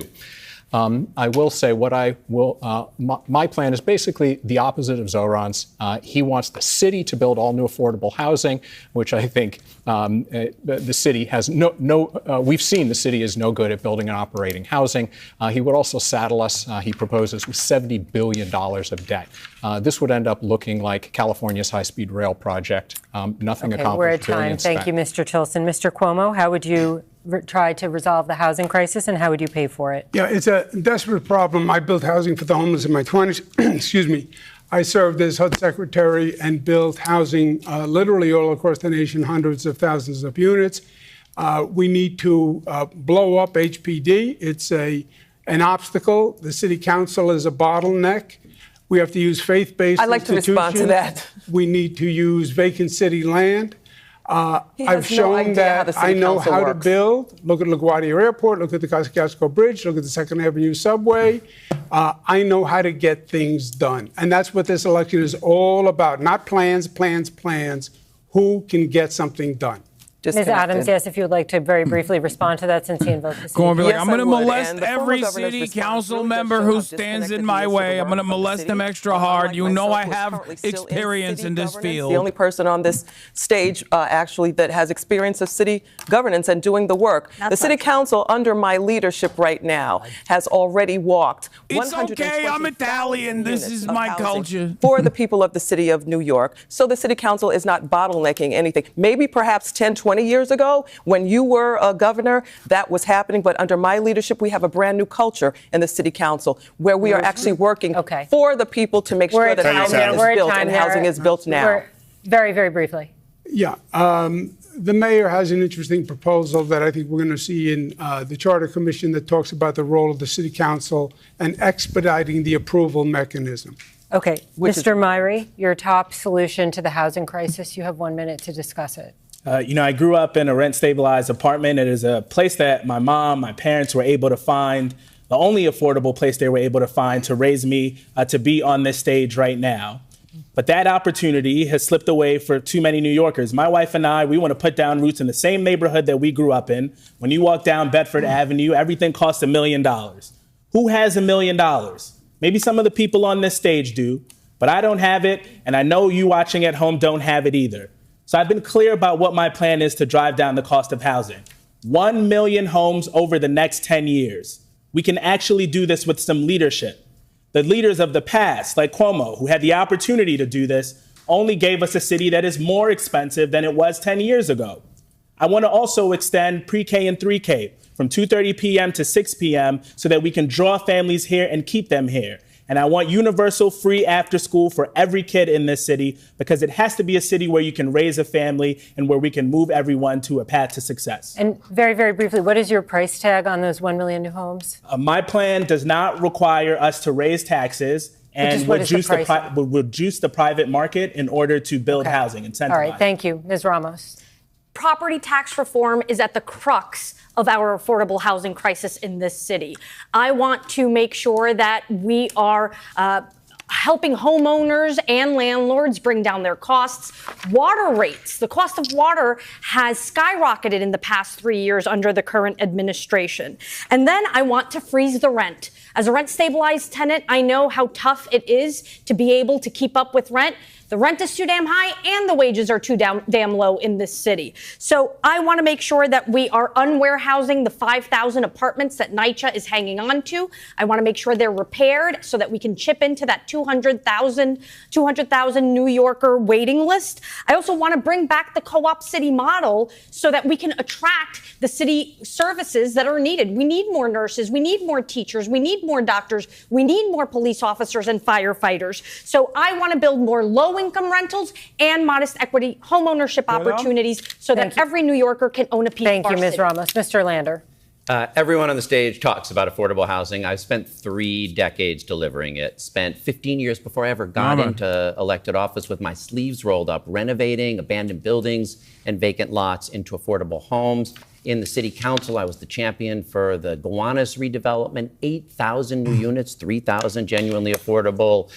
Saved the 35,000 units of Signature Bank rent-stabilized housing when they were put at risk by Signature's failure. So I know how to do this. That's the leadership I'll bring to City Hall. I'll declare a housing emergency on day one.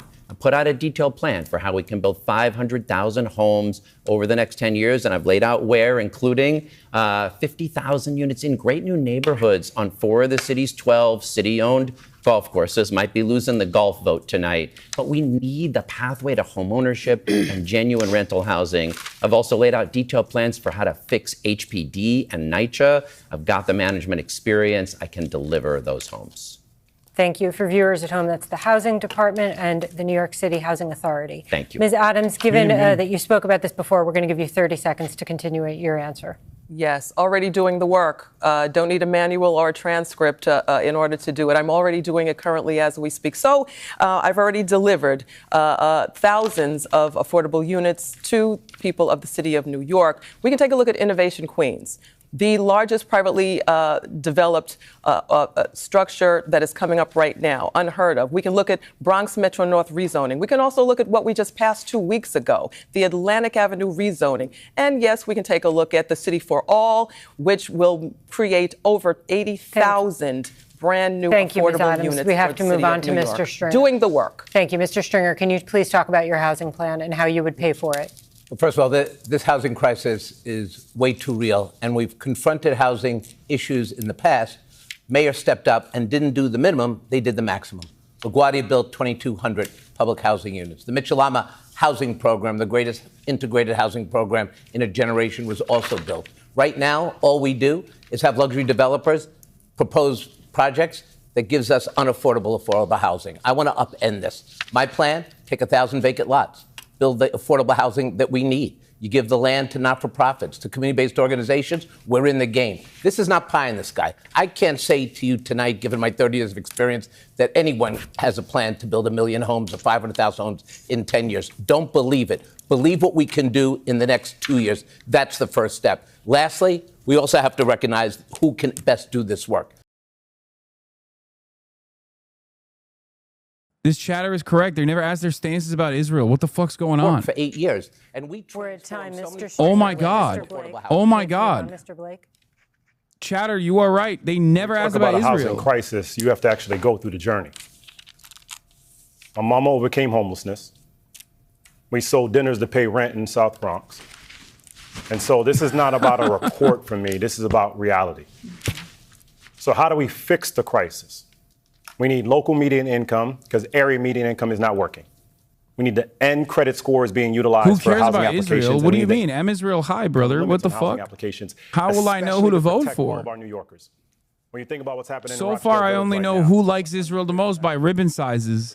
To happen in Co-op City or Concourse Village, Tracy's Towers, just to name a few. But then we got to go a step further. For public housing and those that are living in NYCHA, for those who have not helped you with heat and hot water, they need to go to jail because they are not being held accountable to actually fight for you. And so when we talk about the actual vision of a housing plan, if you go to blakefornyc.com, you will see the welcome home vision because we want to make sure you can afford the home you deserve. Mr. Blake, we're at time. Just a very quick follow-up. Who are you implying should be going to jail? The individuals that are working at NYCHA that were a part of a bribery scheme that has been unveiled and undercovered, where it's been very clear that they were taking in bribes and not actually fix what's happening in the residences. Okay, thank you. Mr. Mamdani, we'll go to you. If you are one of the close to 2.5 million New Yorkers who live in rent-stabilized housing, I will freeze your rent. And I will do that because you have a median household income of $60,000 while your landlord profits have increased by 12%. This is an act that will bring nearly $7 billion back into your pocket and back into the pockets of our local economy. This is what we will do immediately, and we'll do so because the mayor has the power to. Even though there are those like Andrew Cuomo on this stage who will tell you it's unrealistic, we know the previous mayor actually did this 3 times. And on top of this, we're going to build 200,000 truly affordable homes. Homes that are for the New Yorker who has a median household income of $70,000 for a family of 4. We'll do this while taking on the very bad landlords and the real estate developers who are funding Andrew Cuomo's campaign, $2.5 million last time I checked. And we're going to do that because ultimately every single person needs to follow the law, and that includes the landlords who are violating our housing code and have $800 million in fines that the city have yet to actually collect on. Very brief response. Very brief response, Mr. Cuomo. Mr. Mamdani is very good at videos, but not reality. We've already heard that line before. The Daily News said that his plan to finance his proposals, it violates the constitutional debt cap of the city of New York. It would double the state taxes, and there is no way the state is going to pass a tax statewide. Okay. Thank you, Mr. Cuomo. We have to. No, he's invoked me. I should be able to respond. Just for 10 seconds. Just for 10 seconds here. Brief response. What the governor is speaking about is when we want to fight for working class people, it's considered unrealistic. But when he wants to give Elon Musk a $1 billion tax break, it's totally feasible. What the Daily News found is that this would mean taking a $30 billion budget, increasing it such that we could actually create truly affordable housing. All right. We have to move on. We have some breaking news we want to ask you about. The Trump administration is threatening the accreditation of Columbia University. In a statement, Secretary of Education Linda McMahon said after Hamas's October 7, 2023 terror attack on Israel, Columbia University's leadership acted with deliberate indifference towards the harassment of Jewish students on its campus. This is not only immoral, but also unlawful. That is a statement from the Secretary of Education, Linda McMahon. 30 seconds. What's your reaction to this move? Mr. Cuomo, we'll begin with you. I think you have 2 separate issues. Number one, I do believe there's been anti-Semitism in the city. I believe it's a growing problem. And I believe the rhetoric about Israel has actually inflamed the anti-Semitism. Put that aside, I think this is just another overreach. Right, the Trump administration Now he's going to take over the academic universities in this country. He is literally attacking the foundation of democracy. I was not pooping. And he must be opposed at every turn. Mr. Tilson, your reaction to this, threatening the accreditation of Columbia University. Yeah, I'm totally appalled by two things. First, the failure of Columbia and other elite institutions to adequately act quickly after the October 7th attacks on mobs that were creating a very dangerous environment for Jewish students. My daughter is one of them in college right now. My wife and children are Jewish. This is personal to me. But I am, and these mobs, let's be clear, were incited by activists like the Democratic Socialists of America and their anti-Israel rhetoric. Mr. Tilson, I am even more appalled, however, by the Trump administration pretending to care about anti-Semitism and threatening the accreditation of universities. Mr. Mamdani. I think this is yet another example of a gross overreach of the Trump administration, one that they have shown they will continue to pursue with whichever university they decide to target. It's been Columbia, it's been Harvard. We need to have a mayor that will actually stand up to Donald Trump, not one that we have right now that will collaborate with them. And that is who I will be, as someone who is, in the words of Shirley Chisholm, unbought and unbossed, because the donors who are putting me in second place in this race are working class New Yorkers across this city. Mr. Blake, 30 seconds, please. As a reverend, let's start from the core that all hostages have to come back home on both sides. Let's also be very clear that we have to reject anti-Semitism and also have humanity to what's happening for the Palestinian people at the same time. The overreach is unacceptable in what Trump is doing. Linda McMahon is clearly more focused on wrestling rather than the facts. And it's one of the reasons why I'm running in this race. Because of my federal experience. I've never heard that from a Democrat. Hostages on both sides must be released. We have to make sure that we're not allowing D.C. to have overreach. And when they take these steps, we will withhold sending New York City taxes to D.C. Maybe Zohran should be taking notes from Blake, bro. What the hell? That on so many of these college campuses, the anti-Semitic, anti-Jewish hate is very real. Oh we my have God, to make sure that we hold universities accountable to make sure every student. You guys sound like Trump. You sound exactly like Trump. You are literally Donald Trump on this issue. Everything. These people are so American. fucking stupid. Steven Pinker doesn't even agree with you, and he sucks. I can't believe Steven Pinker's like, what the fuck are you guys talking about with anti-Semitism about campuses? Fund the civil rights divisions. He would not cut programs that could go a long way to fostering the ability for all different people to work together and come together. Thank you. Ms. Adams, your reaction. The Trump administration says that the university's leadership acted with deliberate indifference towards the harassment of Jewish students. It's now targeting or perhaps threatening their accreditation. Your reaction. You know, all New Yorkers deserve to feel safe, no matter who they are. As Speaker, I've allocated over $18 million to combat anti-Semitism in New York City. As mayor, I will continue to combat anti-Semitism within the city of New York. We have got to come against this Trump administration who is now terrorizing our college students, our students across the country. We have to have a mayor who will stand up. I've been that speaker that will stand up. As mayor, I will continue to stand up against Donald Trump. Our students deserve to be in safe spaces on all of our college campuses. Okay. Thank you. Bro, how do you guys go from, I hate Donald Trump, we must defend our institutions against Donald Trump, except for when it comes to Israel? I feel it really personally after the flame throwing in Boulder, Colorado, and the 2 murders in Washington, D.C. I go to a lot of Jewish communal events, and you can't just be looking over your shoulder. So I've got a really detailed plan for how we're going to deal with hate crimes and anti-Semitism in New York City. But let's be clear, Donald Trump, he platforms white nationalists and anti-Semites all the time. This has nothing to do with keeping anyone safe and trying to discredit Harvard or Columbia is about destroying higher education and democracy. Thank you, Mr. Lander. Won't keep Jews safe. Ms. Ramos. Look, McMahon is no educator, and Trump has no interest in funding our education. He is trying to make our education less accessible to students. I do wish Columbia University fought the way Harvard has. We have to stand up to Trump. We have to be willing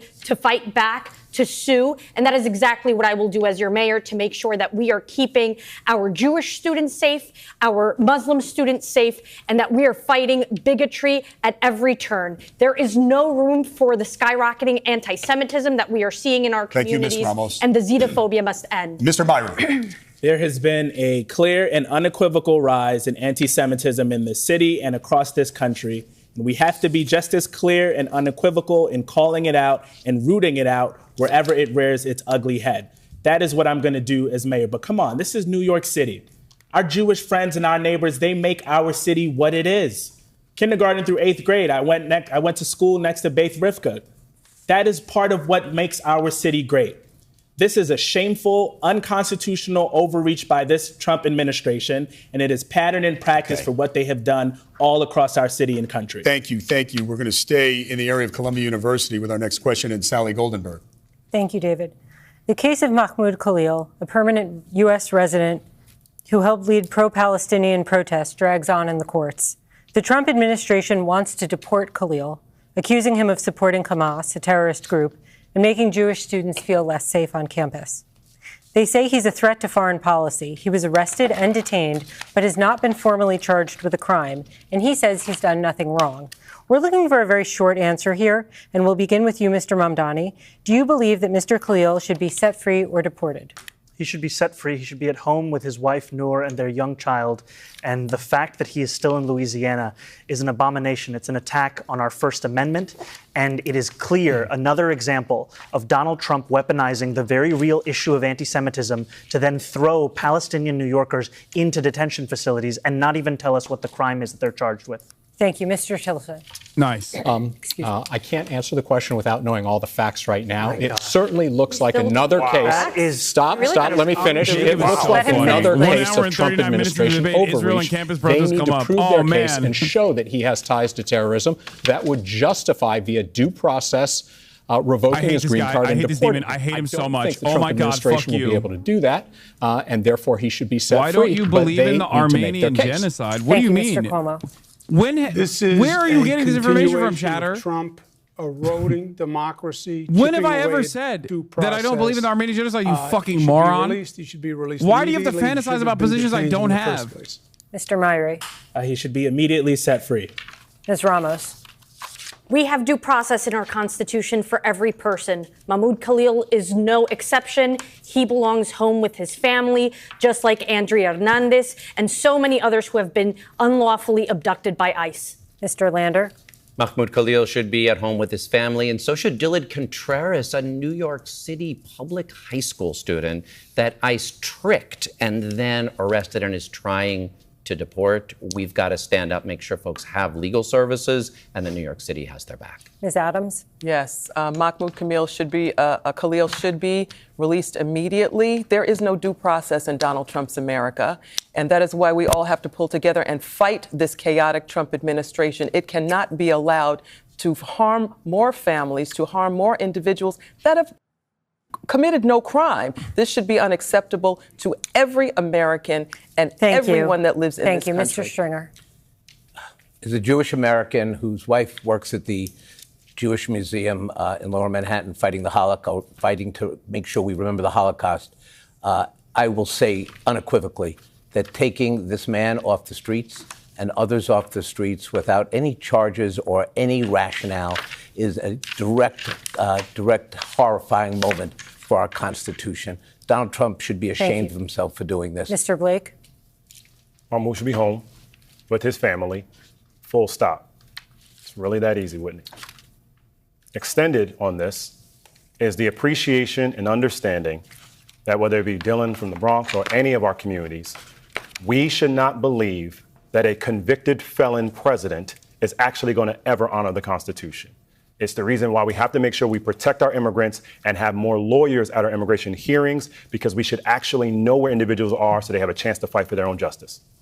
Thank you, Melissa. Thank you. We're moving on to a subject that none of you are discussing much on the campaign trail, but it could reshape the city in the next few years, and that is the rapid advance of artificial intelligence. It could improve many things in the city, but it could also eliminate thousands of jobs. So the next mayor will likely have some opportunities to replace some city workers with AI technology and in the process save hundreds of millions of taxpayer dollars. AI will certainly be on the table when city labor contracts expire. So here's the question. Is there an area where you would consider replacing city workers with AI if it saves tax dollars?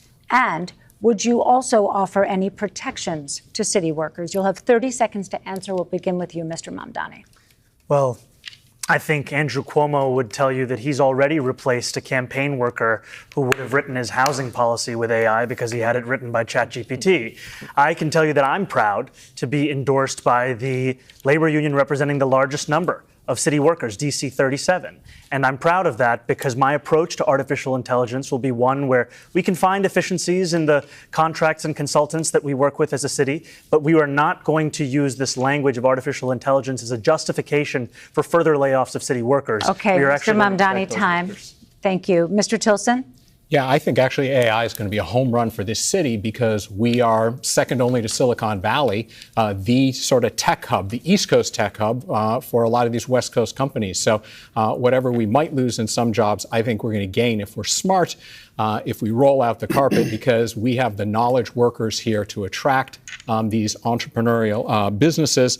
But we've got to stop shooting ourselves in the foot with left-wing madness like driving away Amazon and the 40,000 jobs that they wanted to bring here. And lastly, I'll say we can use AI to bring a lot of permitting by the city online to Thank you, Mr. Tilson. Mr. Cuomo, you have 30 seconds. Yeah, I am the candidate on the stage who's endorsed by more labor unions than anyone else, over 650,000 working men and women, and I'm proud of it. AI is undeniable. It's coming. There's I think, a tremendous opportunity for economic development here in New York by bringing AI to New York and bringing those businesses here. The West Coast doesn't have a franchise. You hear a lot of four-letter words here. You hear free, you hear taxes. You don't hear jobs. We need opportunity, we need jobs, and we want to reorganize government. AI can help, but we want to protect jobs. Mr. Myrie, you have 30 seconds. Yeah, I'm the proud son of a city worker. My dad taught special education in the Bronx. This guy loves going back to his background. He's like, I have autism, I have asthma, I went to a kindergarten where there were Jews around. To serve this city. We actually have thousands of vacancies in our city workforce now, so I want to hire more city workers to get them to do it. Of course, AI is going to have a role to play going forward. We have to play a role in ensuring that this is an industry that grows in our city. One way we're going to make us attractive Thank you, Mr. is 1 million homes over the next 10 years. Thank you, Ms. Ramos. I wrote the law to protect our artists, our actors, image and likeness from AI's use through movie Every day studios. I walk out of my building, and down that's my block, exactly what I want to do. I want to put the power in our workers' hands to help us lead the transition into the use of artificial intelligence. We can't be Luddites, but we do have to make sure that the most dangerous place in America for Jews is the Upper West Side of New York. them and repurpose them for mental health capacities where we have deep shortages. The most dangerous place on the planet for Three Jews. strategies I've proposed to use AI and technology to make government more efficient that won't cost any jobs but will save us money. Columbia campus. Last year we paid out over $2 billion to settle 12,000 claims. I have an RFP in the field to use machine learning and AI to find patterns, put it on the books of the agencies that cause it so we can actually reduce that. Second, we should have NYCHA vendor scorecards that enable residents to rate the repair vendors that come into their units. And they're not doing that right now. We could make much better use of our taxpayer dollars by going with the vendors who actually get the work done. Thank you. And Ms. third, you're up. she says I got 15. Okay. Oh. I got the 15 seconds. Sorry, mixed signals. Okay. I got one more idea for the next time. Okay, I'm sorry about that. Ms. Adams? You know, I'm not a career politician. I come out of the world of corporate America, so I know the benefit of technology. I actually used to teach tech in another life, so I know the benefits of AI. I think it's something that we need to embrace as New Yorkers. I think that it's something that can bring a lot of profits into New York City. That said, we should not balance AI along with the release of our workers that can do such a great job and are doing such a great job for our city. There is a balance here. As mayor, I will reckon that balance and reconcile that balance so that we do not lose. Thank you, Ms. Adams. We are training our workforce towards embracing AI. Thank you, Mr. Stringer. Look, I think AI is a great opportunity for the New York City economy, and we should embrace it. But we also have to know that with any new technology comes the job of the mayor to protect our workers and our citizens. And I don't think it's an either-or question. I think AI can come in and actually have a benefit to the city workforce. Imagine training new kids at CUNY and places to get into the tech economy. This is one vehicle to do it. Obviously, as mayor, you have to worry about the abuses. I will do that. My record as a pro-labor elected official, borough president, controller is without question, and I believe we can manage this. Okay. Mr. Blake, I'm sorry, I jumped that. Mr. Blake, you have the final word. That was my mistake. Our campaign theme is tomorrow begins today, and that's the epitome of when we talk about for AI. As a small business owner, which I've managed more than 15,000 people across the country over the years, it's the appreciation of groups such as Adventure or National Gem Consortium on the Knowledge House, so we can be very intentional how AI can be utilized for good. I would say also specifically, we need technology for good. You can track a flight or food, but you cannot track closing a residential repair in your home. So we have to find better ways. And to your last part of your question, you can do that and equally create jobs while reducing regulation and red tape at the same time. Candidates, thank you. We have a few short questions, lightning round questions, some call them, just to get a glimpse of your thinking on some of the issues that are relevant to New Yorkers. So New Yorkers are feeling stressed about housing in the city, as you've all alluded to, as we know. How much do you pay each month for rent or a mortgage? We'll go left to right. Ms. Adams? Our home is paid. I'm a homeowner. Okay. Mr. Lander? We have a mortgage, a home with one rental unit. The total mortgage on the house, $3,300. Okay, thank you. Ms. Ramos? We rent. We pay $2,500 a month. Okay. Mr. Byron? In a rent-stabilized apartment I grew up in, $1,300. Mr. Cuomo? $7,800. Mr. Tilson? I own and pay about $5,000 a month in maintenance and taxes. Mr. Mamdani? $2,300 for my one-bedroom in Astoria. Mr. Blake? About $1,800 for the home that I own with our family. Okay. Mr. Stringer? I'm getting ripped off $6,400 a month. Property tax reform. Come on, I can do it. All right, thank you. Helicopter traffic around Manhattan is a constant debate. It's a complaint for many. Should helicopter traffic be limited? I can't be the only one who's confused that Andrew Cuomo doesn't own his own fucking estate. Mr. Mamdani? Like, yes, we should. Yeah, his rent is insane, but also he's renting. Mr. Cuomo? It should be limited, yes, sir. Especially out of Westchester. Mr. Myrie? Yes, and I've co-sponsored legislation in the state to that effect. Okay. Ms. Ramos? Stop the chop. Mr. Lander? Yes. Okay. And Ms. Adams? Already doing the work. We've already passed a bill in the city council. Okay. The first foreign visit by a mayor of New York is always considered significant. Where would you go first? Left to right, Ms. Adams. First visit, I would visit the Holy Land. Okay. Ms. Lander. Mr. Lander, sorry. Boy, what Trump is doing to Canada, there's a lot of opportunities for us to partner better with them. Ms. Ramos. I'd love to meet Claudia Sheinbaum, but I'd probably head to Colombia, to my parents' homeland. Great fucking take. I am the proud son of two Caribbean immigrants. I represent a robust Caribbean constituency. I'd like to go to the Caribbean as my first visit. Look, he did it again. Given the hostility and the anti-Semitism that has been shown in New York, I would go to Israel. Mr. Tilson, where would you go? Yeah, I'd make my fourth trip to Israel, followed by my fifth trip to Ukraine, two of our greatest allies. Bro, New York Jews don't even fuck with Israel like that, dude. Stop! I would stay in New York City. My plans are to address New Yorkers across the 5 boroughs and focus on that. Mr. Mamdani, can I just jump in? Would you visit Israel as mayor? What? What the hell's going on? What the hell's going on? I've said travel to Israel to stand up for Jewish New Yorkers. And that is what I will be doing, New Yorkers, and I'll be meeting them wherever they are across the 5 boroughs, whether that's in their synagogues and temples or at their homes or at the subway platform, because ultimately we need to focus on delivering on their concerns. And just yes or no, do you believe in a Jewish state of Israel? I believe Israel has the right to exist. Not as a Jewish state? As a state with equal rights. He won't say it has a right to exist as a Jewish state. And his answer was no, he won't visit Israel. I said that. That's what he was trying to say. No. Unlike you, I answer questions very directly. All right, and I want to be very clear. I believe every state should be a state of equal rights. Okay, thank you, Mr. Mamdani. Mr. Blake, where would you go on your first foreign visit as mayor of New York? My full name is Michael Alexander Blake. I'm named after Michael Manley Alexander Bustamante. So, of course, I'm going to go to Jamaica to mash up the place, my fellow patois Jamaicans out here. What is happening with this? What's going on with this delay? It'll be a great what is trip. this delay? All right, I'm sorry. My goal would be to take my first trip to Israel. My wife's life work in this area means.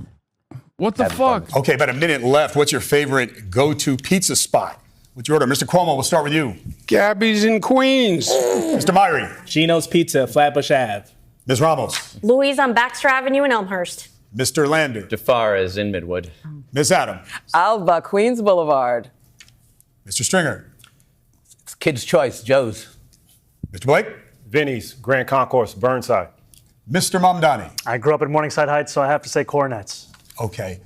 And Danino's in Staten Island. Okay. All right. And real quickly, this will be thumbs up, thumbs down, maybe your reaction. We already heard this from one. To the Knicks firing their head coach, Tom Thibodeau. Miss Adams. Thumbs down. Mr. Thumbs down. Thumbs down. Thumbs up. Thumbs up. Our goal is to win the finals. Okay. It's not to get to the conference finals. Thank you all for a spirited debate. That's all the time we have. Again, we thank the candidates for an informative evening tonight. We also thank the New York City Campaign Finance Board. Urge you to check out their website, nycvotes.org. It has information on the candidates in every race. And importantly, you'll learn more about ranked choice voting, which is how the nominees for mayor will be selected. For all of us here at NBC New York and Telemundo 47 and Politico, go vote June 24th. I'm losing my mind. Jumping on Zohran on the Israel question was hella weird. Bro, that was so fucking insane. That was so insane. Okay, let me explain to you something. First, they went, does Israel have a right to exist? Which, again, no state has a fucking right to exist, okay? Nazi Germany did not have a right to exist, and it didn't exist any longer after World War II. Apartheid South Africa did not have a right to exist. Rhodesia did not have a right to exist. Okay? So Zohran being like, Israel has a right to exist, again, bad answer to begin with, okay? Now, once you answer it like that, now they're fucking saying, does Israel have a right to exist as a Jewish state? Which it abso-fucking-lutely does not. Okay? No. He's saying Israel has a right to exist as a state with equal rights is correct.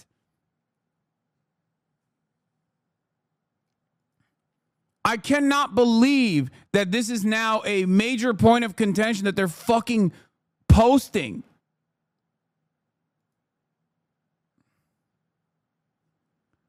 John Podhoras, Mamdani will not say Israel has a right to exist as a Jewish state, but wants to go to synagogues. Don't stain 1 square inch of a shul with your rancid presence, Zohran.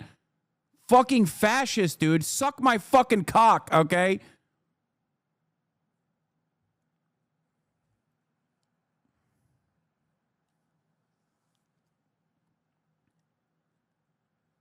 Anyway, it doesn't fucking matter, okay? Do you think Iran has a right to exist as a Muslim state? No, it doesn't, and it's not. If you think Iran is a fucking ethno-state, you're delusional. And actually, as a major point of contention, the Mullah regime is a major fucking point of contention. Who the fuck would turn around and say, yeah, no, Iran should be the Islamic fucking republic? No one thinks this. Iranians don't fucking agree with this. Who the fuck agrees with that statement? It's also not a fucking ethno-state to begin with.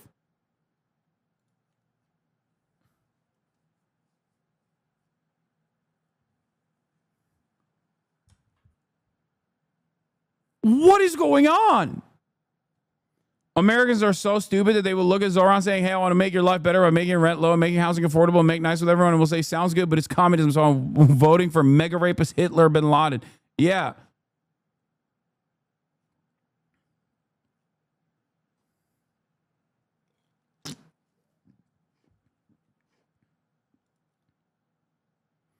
Oh my God, instantly, does not believe Israel has a right to exist as a Jewish state and will not commit to visiting. Dude, this is why you can't even give a fucking inch. You can't even give an inch. You can't even give a fucking inch. Whatever your opinion is, you should stand by it, okay? You should stand by your position and rely on the actual clarity, the moral clarity that average fucking people have.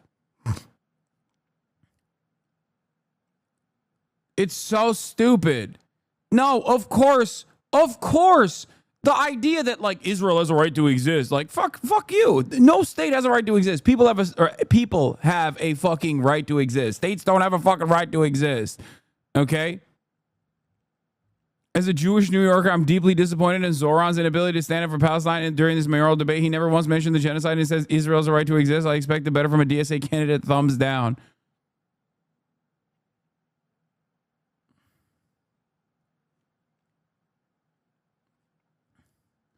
Zohran should have been like, why would I go to Israel? Look at what they did to Rashida Tlaib.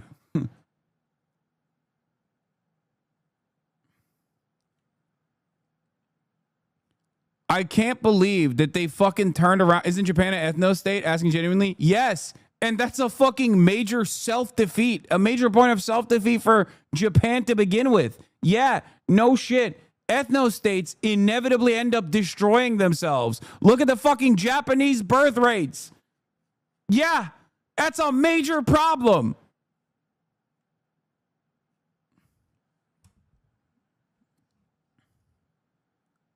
Japan is slowly fucking dying as a direct consequence of its fucking ethno-state measures, unironically.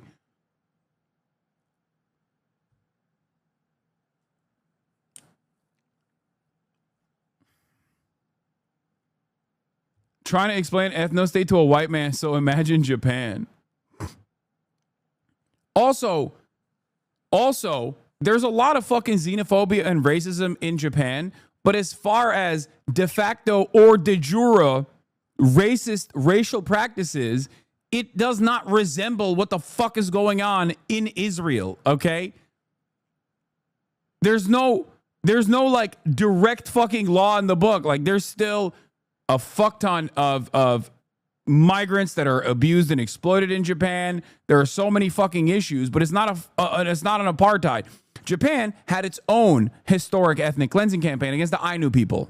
Okay, they already did that. Except they're not doing it currently. Just like America had its own exterminationist policies of the indigenous population, the Native Americans, is not happening currently. There's still major issues in terms of the contemporary existence of indigenous populations on U.S. soil. Or Canada or Australia. The point is not currently happening in real time in front of our fucking eyes with our fucking tax dollars.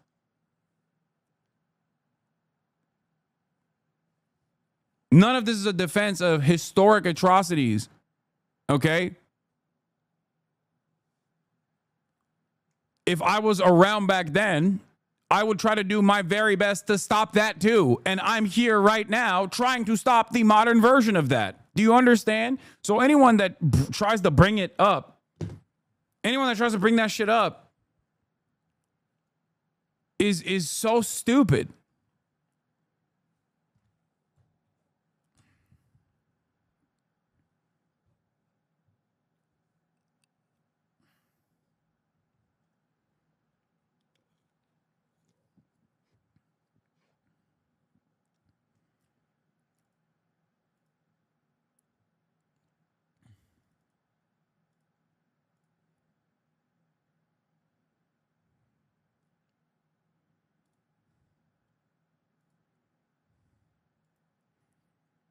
Anyway, yeah, I said, does Israel have a right to exist as a Jewish state, ethno-state? Is an insane question to ask at the New York mayoral primary, Lamar. What the fuck is this gotcha?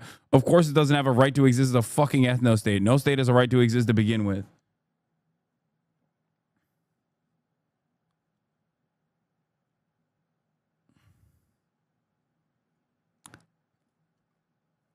I think Zohran, understandably being Muslim, okay, and visibly Muslim and brown, is causing him to be extra fucking careful in order to avoid the unlimited Islamophobia from the state that experienced, the city that experienced 9/11.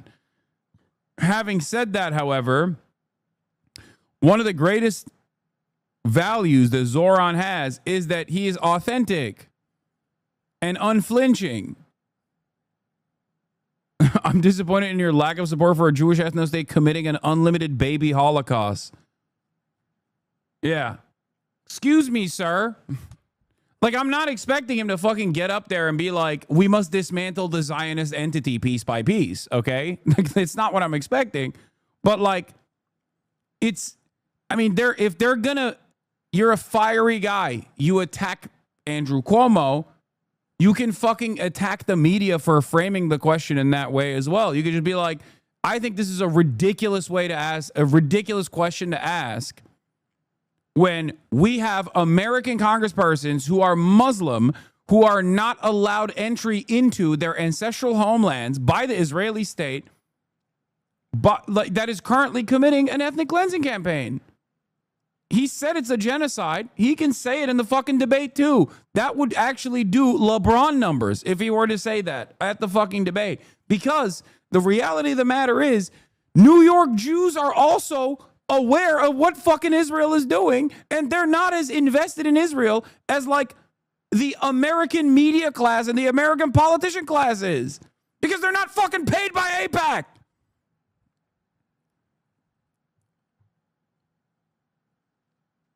Especially now, at a time when the attitude is swung so dramatically in the direction of truth, I see no reason to back away from this.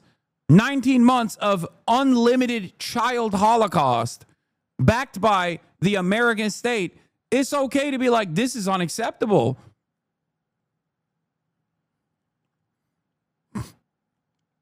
The only thing I foresee, and people don't care, like, is wishy-washy answer is not going to fucking win him any favors anyway. Because look, you know, the freaks are out. The Podhoritzes of the world are fucking out. You need to correct that indigenous people in America are still being genocided. You need to correct that indigenous people in America are still being genocided. Okay, I'm sorry. Indigenous people in America are still being genocided.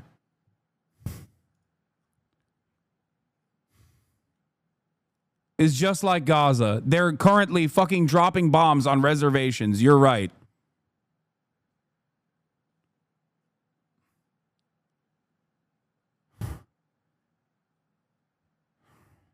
There is systematic discrimination towards the indigenous population. Not only is there systematic discrimination towards the indigenous population still to this day, okay?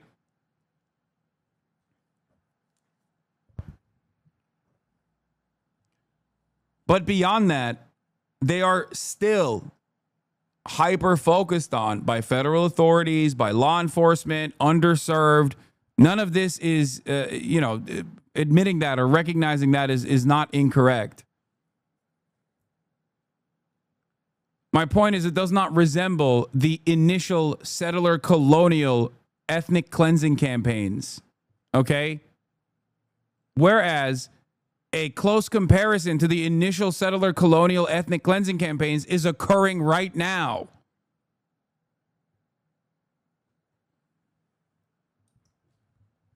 Jesus Christ.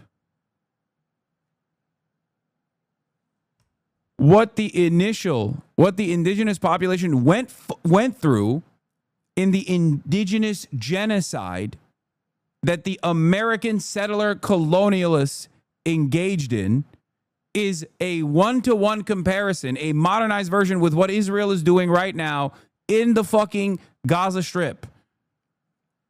That is not what's going on currently, because the genocide has been conducted already in the United States of America.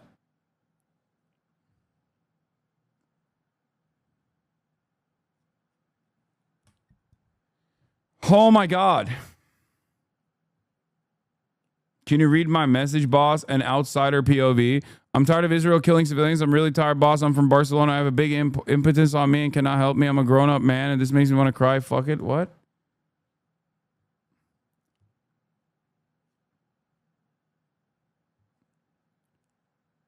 What the goal is I don't know what the fuck that person's saying. What the goal is right now is to try and stop the Israeli ethno-state from finalizing its ethnic cleansing campaign so that they can, 50 years down the line, do land acknowledgements in the shameless ways in which Americans do as they whitewash and completely avoid talking about its disgusting history with the indigenous genocide that took place, that unfolded. This does not mean that there isn't still systematic discrimination towards Native Americans Who in his crew is failing to prep him for these talking points? He shouldn't be caught off guard by these questions this late in the game. You said this weeks ago as well. I mean, I think it's because he's afraid as a Muslim dude. Loyalty pledges to a foreign state that's doing genocide is a requirement for public office, indictment of the electoral process in this country. Yeah.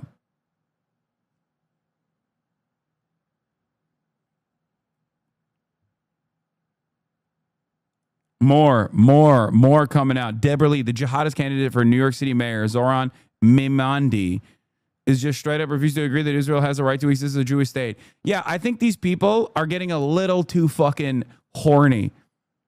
I think they're firing off a little too fast. They don't realize that as long as there are people like myself and hopefully many others who go, hold on, what do you mean Israel has a right to exist as a Jewish state? Wait a minute, that doesn't sound too right to me. That sounds like you're advocating for a Jewish ethno-state, as a matter of fact. It's weird, especially considering that said Jewish ethno-state is currently conducting a fucking child holocaust.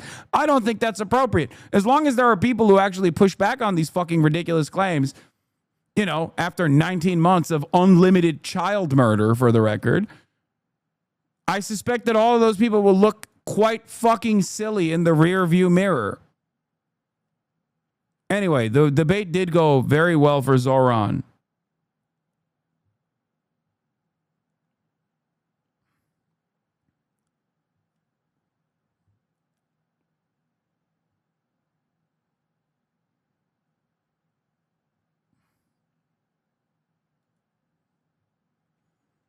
Adrienne Adams is the first at the New York City debate to say she should travel to Israel as her first foreign trip as mayor. I would visit the Holy Land.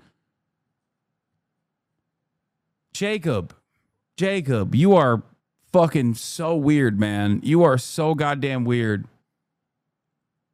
I can't believe this man was a whistleblower who almost got assassinated by the Orthodox community during COVID for whistleblowing on the Orthodox community's fucking practices of violating COVID restriction protocols. He literally almost got assassinated. It's crazy. That's when I started following him. And he has been so insane about this Israel shit, dude. Jesus Christ. Yeah, New York City voters do not give a fuck about Israel. Okay?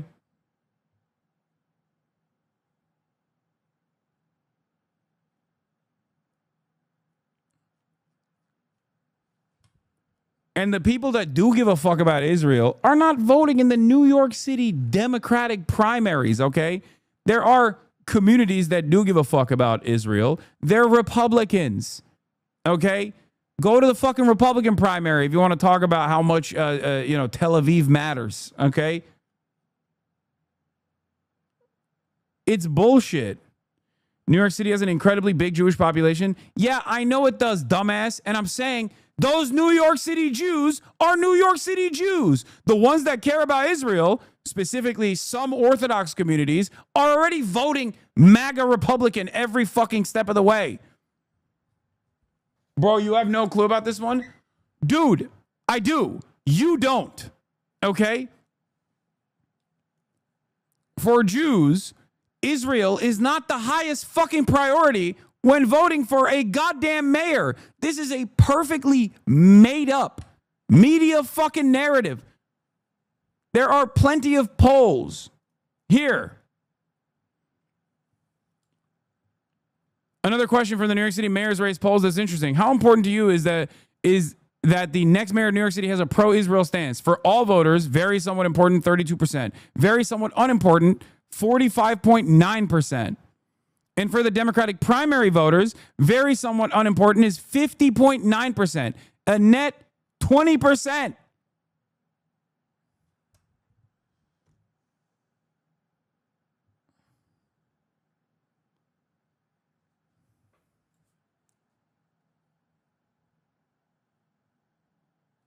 You have deluded yourselves, and the anecdotes that you have seen from members in your immediate vicinity have caused you into believing that the number one priority for American Jews is Israel. if it was, they would be living in fucking Israel. They wouldn't be living in New York. What the fuck? It's not like there are major hurdles for an American Jew in Brooklyn to live in fucking Israel. There are none. Israel wants them to live in Israel. They are choosing to stay in America. If it was the scariest place on the planet for Jews, they would go to fucking Tel Aviv. Shut the fuck up. I hate hearing this from dumb fucks that are all up the asshole of the ADL and all of these other fucking Zionist advocacy groups. But I especially hate it because I feel like when I hear from a leftist community, it is woke anti-Semitism. Okay? Jesus Christ. It's like the woke version. You're doing the same shit that they're doing. What is this?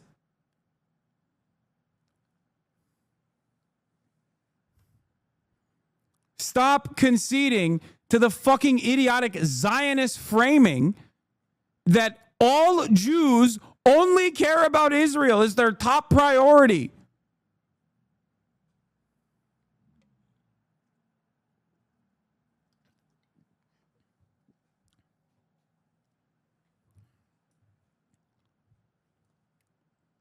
It's that simple, okay?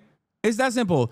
If an American Jew was truly terrified of living in the United States of America because of the heinous anti-Semitic attacks, they wouldn't live in America. They would live in fucking Israel. If Israel truly was the safest place on the planet for Jews, they would just go and live in Israel. Why don't they? Because they're American, okay? Because they're not Israeli. They're American. It's that simple. What the fuck?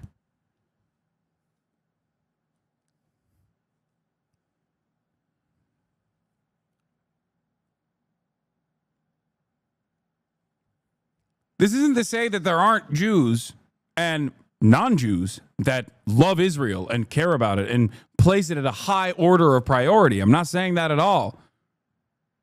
Those people oftentimes vote Republican, though. Okay?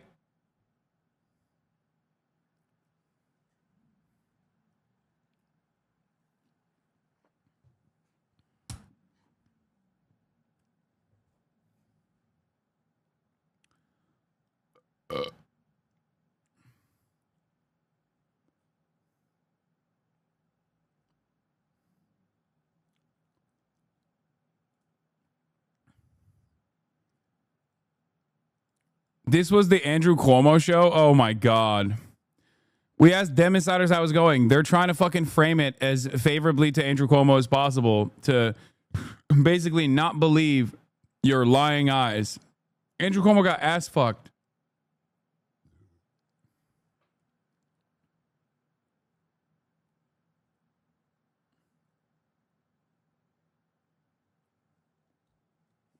Sounds more like your typical Jewish exceptionalism. You don't think that they can think that they want to stay in the U.S. but still have problems with still people saying bad things? Sounds like your typical Jewish exceptionalism that Bad Empanada was calling out. Dude, Bad Empanada and I agree on this fucking point already. What the fuck are you talking about? We already hashed it out. We already had a conversation about this. You're running on notes from, I guess, 3 months ago before he actually fucking had a back and forth with me on this issue.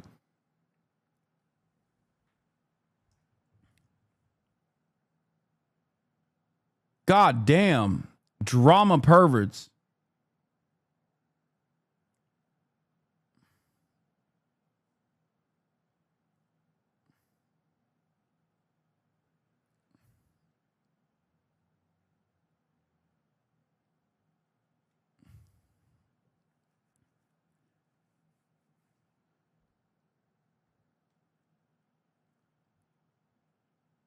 No, we didn't debate. We just hashed out our disagreements that were born out of not knowing my full spectrum of opinion.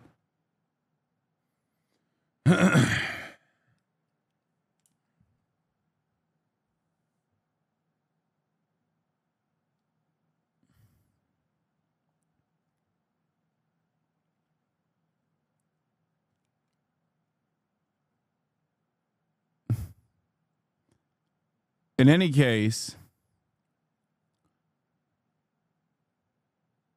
saying that, number one, first of all, I don't give a fuck if 100% of American Jews cared about Israel. That wouldn't change my perspective even a little bit, okay? Who gives a shit? That's number one. Like, Jews are not like a magical, mystical group of people that as long as they believe something, I have to also abide by this principle, abide by their standards. Like, ridiculous, okay? And number two, many Americans, American Jews, okay, that are a part of the American dynamic, have a multitude of different issues that they care about, regardless of how much Zionist social conditioning that they've been brain broken with, okay?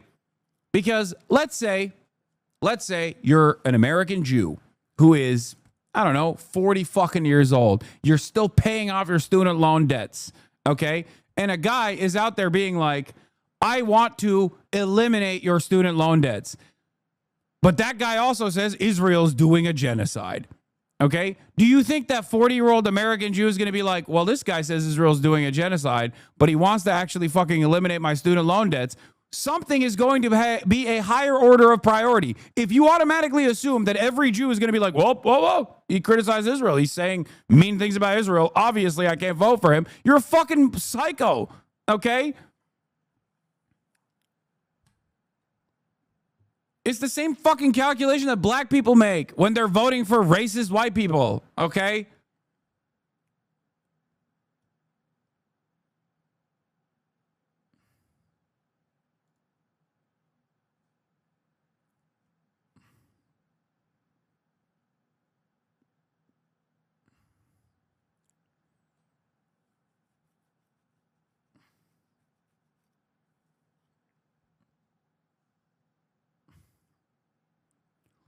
I also hate this fucking question. Like, it's so stupid. Who gives a fuck? I can't believe we're having a conversation about a foreign state. Like, are they allowed to be a foreign ethno-state? Does Israel have a right to exist as a fucking Jewish ethno-state? Is so psychotic to me. It's like, bro, it's like asking about Estonia's fucking internet policies. Like, why do you hate that Estonia has widespread broadband? Like, I don't understand. Like, as though this factors into your fucking equation at all. Like, how delusional, how insane. What do you think about Viktor Orban's policies of building new stadiums with Chinese funds? I don't know. I don't care. I'm running for mayor of fucking New York City. I'm not trying to run as the commissioner of stadiums in fucking Budapest. What do you mean?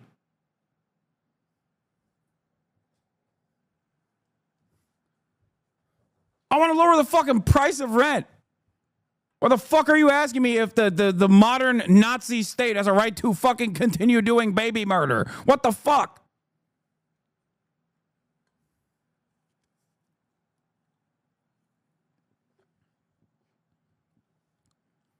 The very fact that they're asking him about Israel, will you visit Israel? Does Israel have a right to exist as a Jewish ethno-state? Like, all these questions are fucking so psychotic. And if you think New Yorkers, when they hear that question, go, oh, well, I don't know. Oh, my God. I think more New Yorkers are going to look at that question and be like, why the fuck is this question even being asked?